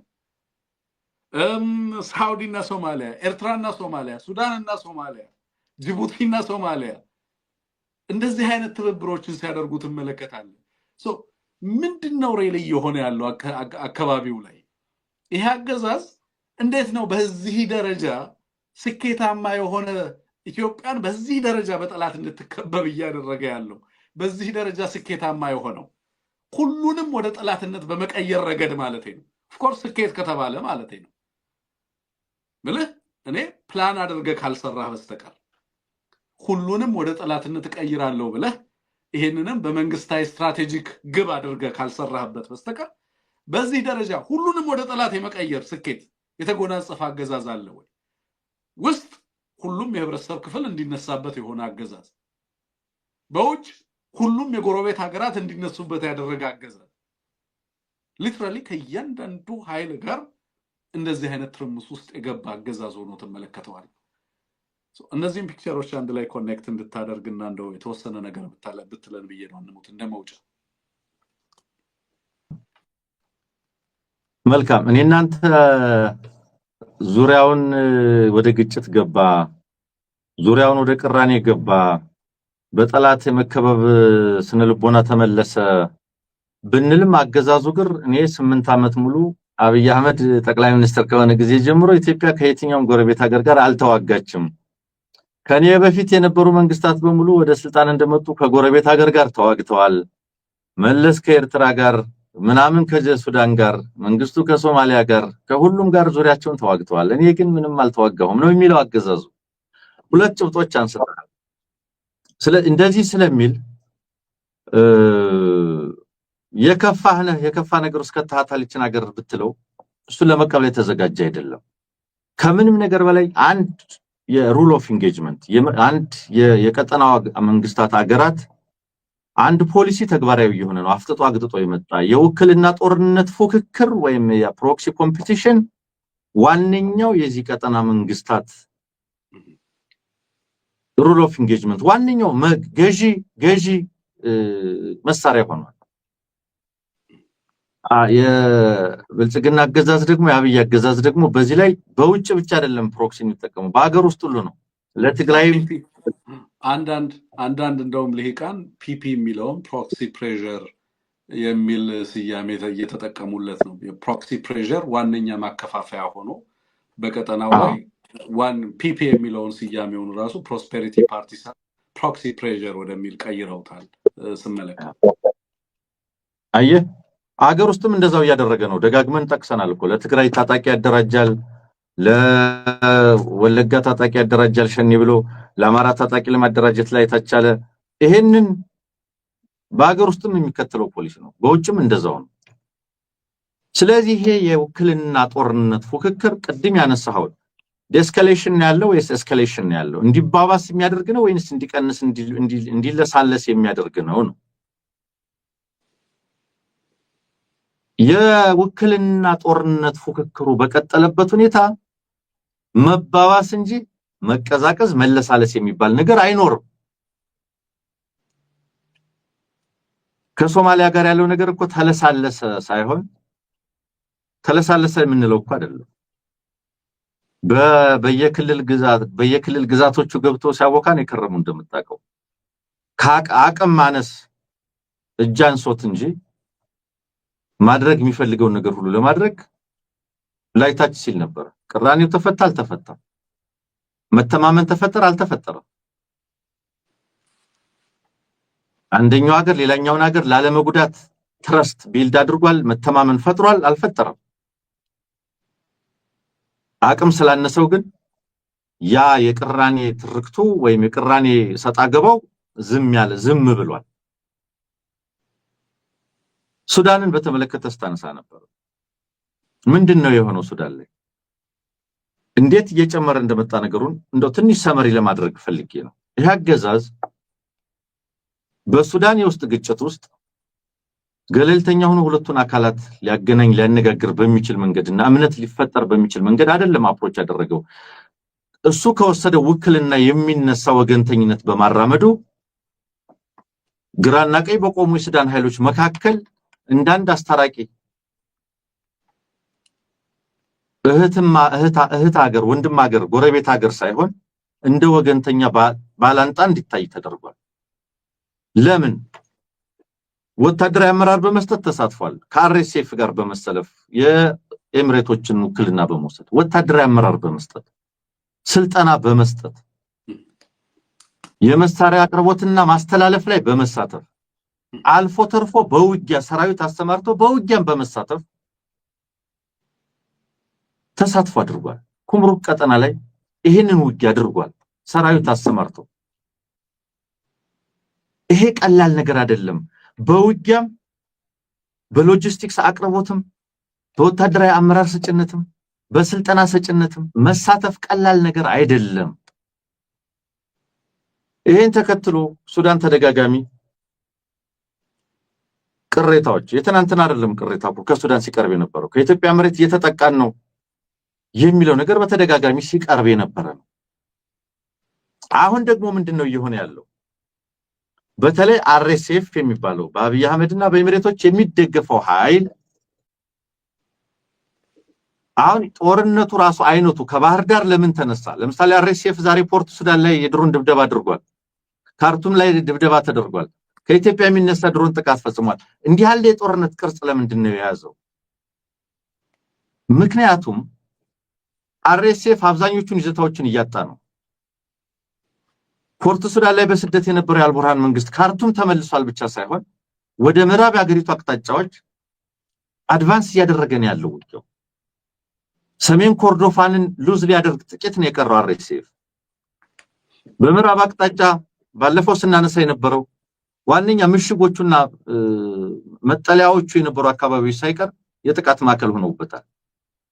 ስለዚህ ኃይሉን እያንቀሳቀሰ ነው ያለው። በእግረኛ ሰራዊት ውጊያ ለማድረግ የሚችልበት ሁኔታ ምቹ አይደለም።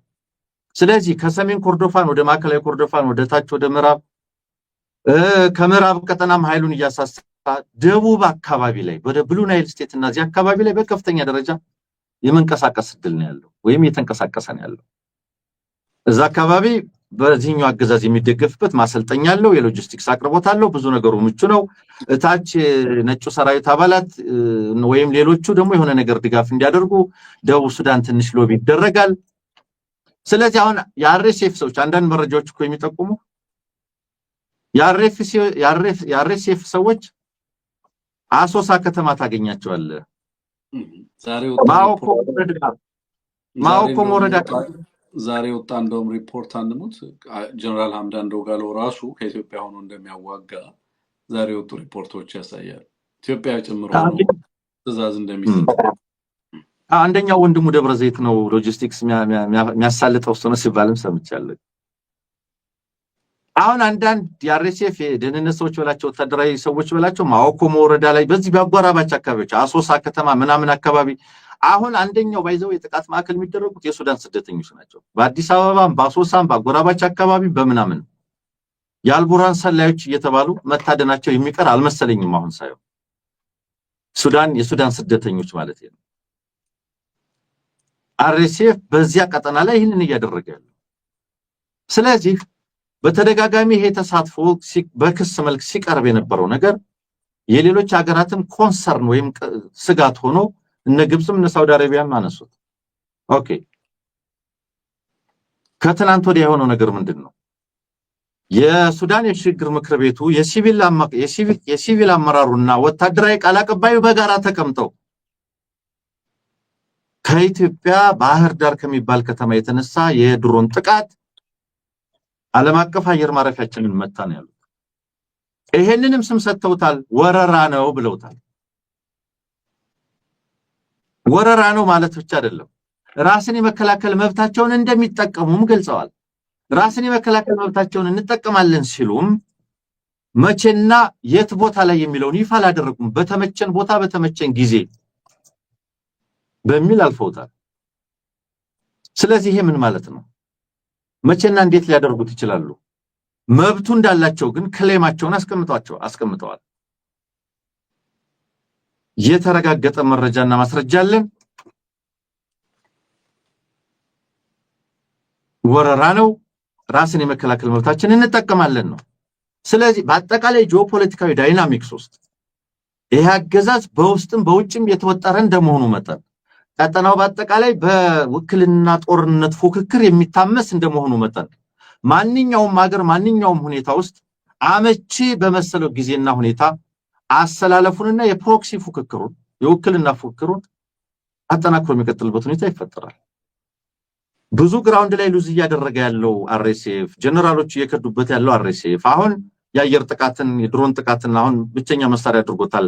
ግራውንድ አርሚ ትሩፕ መሳሪያው ሰራዊቱ ያን ያህል የሚያግዘው ሆኖ አልተገኘም። በአንዳንድ መረጃዎች እንደሚያሳየው አብዛኞቹ አመራሮቹም በአሜሪካ ሳይቀር ማዕቀብ የተጣለባቸው ናቸው። እንደምታውቀው አዲስ አበባ ያለው አገዛዝ ግን ማዕቀብ የተጣለባቸውን የአርኤስኤፍ አመራሮች ኮስት ያደርጋል። ስለዚህ እኔ ምንም ሪስትሬን ራሴን አቀቤን ያለሁትኝ ግዛቴ ሲነካብኝ እና ብሔራዊ ናሽናል ሴኩሪቲ አደጋው ሲወድቅብኝ እኔ ለሱዳን ህዝብ ጥቅም ስል ዝም ብዬ እየተመለከትኩ ነው የሚለው ማንንም ለማታለል የሚጠቅም አይደለም። ለዲፕሎማሲም ለፖዲየም ወሬም አይመችም። ቀድም የምንለውን ሁሉ እያደረገ በመሆኑ ማለት ነው። ስለዚህ እንደሰጋ እንዳይክድ አድርገው መረጃ አቅርበዋል። እንዳይክድ አድርገው ስለዚህ ምንድነው ሳይንቲስቶች ሳይቀር እንዲሳተፉበት አድርገው ይስ በብዙ ዓለም አቀፍ ተቋማት ብዙ ማስረጃ አቅርበውበታል። ይሄ በሆነበት የሱዳን ራስን የመከላከል ምላሽ መቼና የት ምን አይነት ሊሆን ይችላል? እንደው ተናጠላዊ አንዲት አካባቢ ጥቃት ነው የሚሆነው ወይንስ ውስጥ ካለው አገዛዙ ውስጣዊ ቀውስ ጋር የተጣመረ የተቀናጀ ነው ሊሆን የሚችለው? መቼና በምን መንገድ ነው ሊፈጸም የሚችለው? ኢትዮጵያ ካለባት የናሽናል ሴኩሪቲ ስጋት አኳያ ታሪካዊ ይበሉት የሩቅ ይበሉ የቅርብ ይበሉ ከነዚህ ሁኔታዎች አኳያ የመከበር በወገንተኝነት የመሰለፈው ሁኔታ ኢትዮጵያውያንን አደጋ ውስጥ እየከተተ ነው። በኩርሙክ ግጭት ምክንያት ብቻ 12000 ኢትዮጵያውያን ተሰደው ብሉ ናይል ስቴት ገብተው እዚያ ደግሞ ከፍተኛ የሆነ ሰብአዊና ስነልቦናዊ ጥቃት ዝርፊያ እየተፈጸመባቸው እንደሆነ ስንሰማ ነበር። ይሄ ሁኔታ የመቀጠል እንጂ መቀዝቀዝ ነገር አይደለም ያለው። ሱዳን እንድትሆን እንፈልጋለን፣ ጦርነቱ እንዲቆም እንፈልጋለን፣ በጦርነት የሚፈታ ችግር አይደለም ያላት የሚለው የዲፕሎማቲክ ኮሬክትነስ ዲስኩር ከዲስኩር የሚያልፍ አይደለም። መሬት ላይ ያለውን ሁኔታ የሚቀየርም አይደለም። ትግራይ ላይ ሰላም እንፈልጋለን፣ ፕሪቶሪያን መተግበር እንፈልጋለን ምናምን የሚለው ዲስኩር ትግራይ ላይ ያለውን ፖለቲካል ሪያሊቲ ሊቀይር እንዳልቻለው ሁሉ ከጎረቤት ሀገራት ጋር የተገባው ይሄን የመሰለው ቅራኔም ወዴት ነው ቀጥሎ ሊሄድ የሚችለው የሚለው ተኳርፈ ዙሪያህን እሾህ ደርድረህ መቀመጥ ነው ሊሆን የሚችለው። ከዛም ሶማሊያ ግብፅን ከነሰራዊቷ ይዛ እንደገባችው ግብፅ ሱዳንን በተመሳሳይ ይህን እያደረገች እንዳለችው ሌሎች ሀገራት ከዚህ ሀገር ጋር በተያያዘ ብዙ ቅራኔ ብዙ ኢንተረስት ያላቸው ሀገራትም በተመሳሳይ ፕሮክሲ ከበባ ውስጥ እንደሚገቡ ጥርጥር የለውም። ይሄንን እንደዚህ ሊቆጥረው ይችላል። እንግዲህ የአማራ ህዝብ ትግል ይህንን የመሰለውን ያገዛዝ ብልሽት የመቀየር ለኢትዮጵያውያን ሰላማዊ ጉርብትና ሰላማዊ አገር የመፍጠር መሆኑን መገንዘብ ይገባል ለማለት ነው። ወንድም አመሰግናለሁ። ችግሮቹ ከውጭ ወደ ውስጥ የሚመጡ አይደሉም። የችግር ማግኔቱ አዲስ አበባ ነው ያለው ነው አንሙት። ይሄ ስርዓት ብልሽት ማሳያ ነው። የዲፕሎማሲ ውድቀት፣ የህዝቦችን ደህንነትና የሀገር ሉዓላዊነት ከግንዛቤ ውስጥ ያላስገባ ፖሊሲ ውጤት ነው። በተግባር የተፈተነ ለቀጠናው ህዝቦችም አደጋ የሆነ ስርዓት ነው። ኢትዮጵያ ውስጥ ላሉ ህዝቦች ብቻ አይደለም አደጋው የሚለውን ነገር ለዚህም የኢትዮጵያ ህዝብ ጫና ሊያደርግ ይገባል። ለውጥ በሀገሩ እንዲመጣ ማድረግ አለበት። ለምን? ደህንነቱ አትስቴክ ስላለ የኢትዮጵያ ህዝብ ራሱ ደህንነት ጥቃቱ በቀጥታ እሱን ታሳቢ ያደረገ ስለሆነ ይህ አገዛዝ አዲስ አበባ ላይ እስካልመጣ ድረስ የትኛውም ኃይል አዲስ አበባ ላይ ሲመጣ አዲስ አበባ እንዳይገባ እንከላከላለን ሲል ትሰማዋለህ። የሀገሪቱ የአየር ኃይል አዛዥ ባለፈው ወጥቶ እንደዛ ሲናገር ሰምቼዋለሁ። ሌላ ቦታ ላይ ያለው ህዝብ ፔሪፈሪ ነው፣ ለነሱ በፈር ነው። ኦኬ አሁን አማራ ለአዲስ አበባ ለነሱ ሰላም በፈር ነው። አማራ ተወረረ ጉዳያቸው አይደለም። ምክንያቱም ለነሱ መንግስት አዲስ አበባ ነው ያለው። ፓርትሪ ወለጋ፣ ጋምቤላ፣ አፋር ተወረረ ወይንም እዛ ድሮን ድብደባ ተደረገ ጉዳያቸው አይደለም። ምክንያቱም አዲስ አበባ እነሱ ግብር የሚያስገብሩት አዲስ አበባ ስለሆነ አዲስ አበባ ላይ እስካልመጣ ድረስ ሌላው የኢትዮጵያ ፓርት ለነሱ በፈር ነው።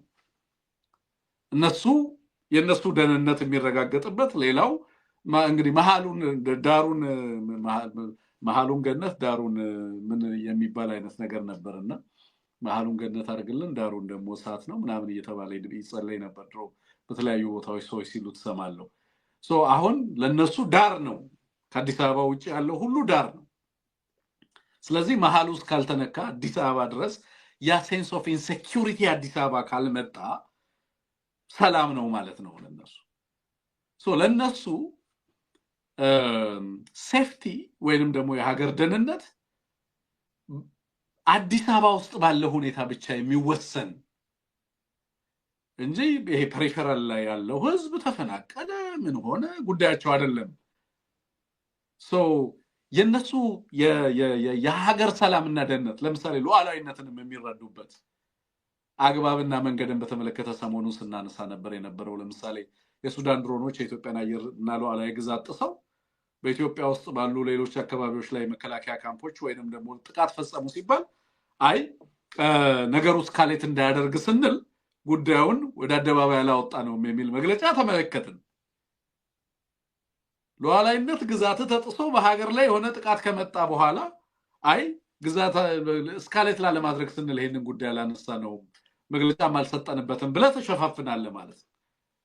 ትናንት ስናነሳ እንደነበረው ናው የምመለከተው ነገር ለምንድን ነው ዲስካሌት አያደርግም? ይሄ ነገር በጣም እየቀጠለ ነው፣ እየተባባሰ ነው እየሄደ ያለው ከሱዳን ጋር ያለው። is Sudan going to act alone ነው ጥያቄ።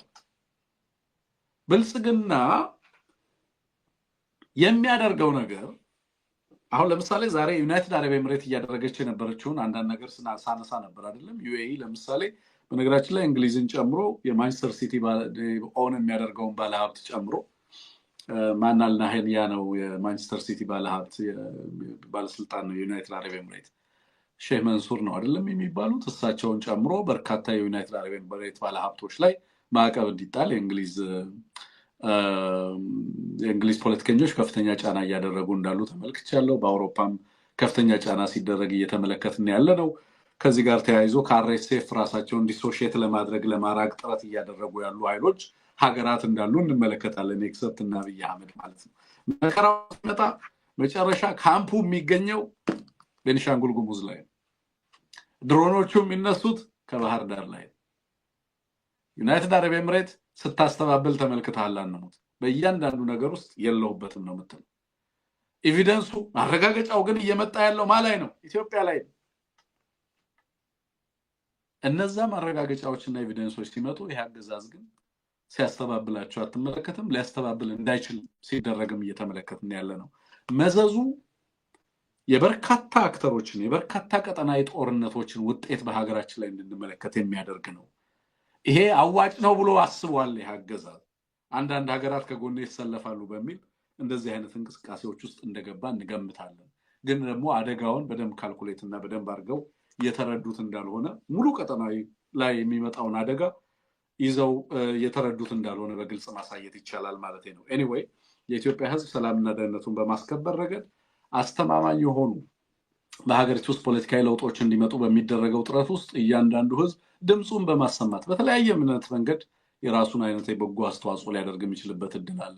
ቤታችሁ ሆናችሁ በስልካችሁ የምታደርጓቸው ነገሮች ትርጉማቸው ቀላል አይደለም። ኦኬ፣ እንደዚህ አይነት ነገሮችን መቃወም ያስፈልጋል። በሀገራችን ሰላም እንዲመጣ አገዛዝ ላይ ጫና ማድረግን አጠናክሮ መቀጠል ያስፈልጋል የሚለውን እናንሳ ብለን ነው። ለነበረን ቆይታ ከልብ ነው የማመሰግነው።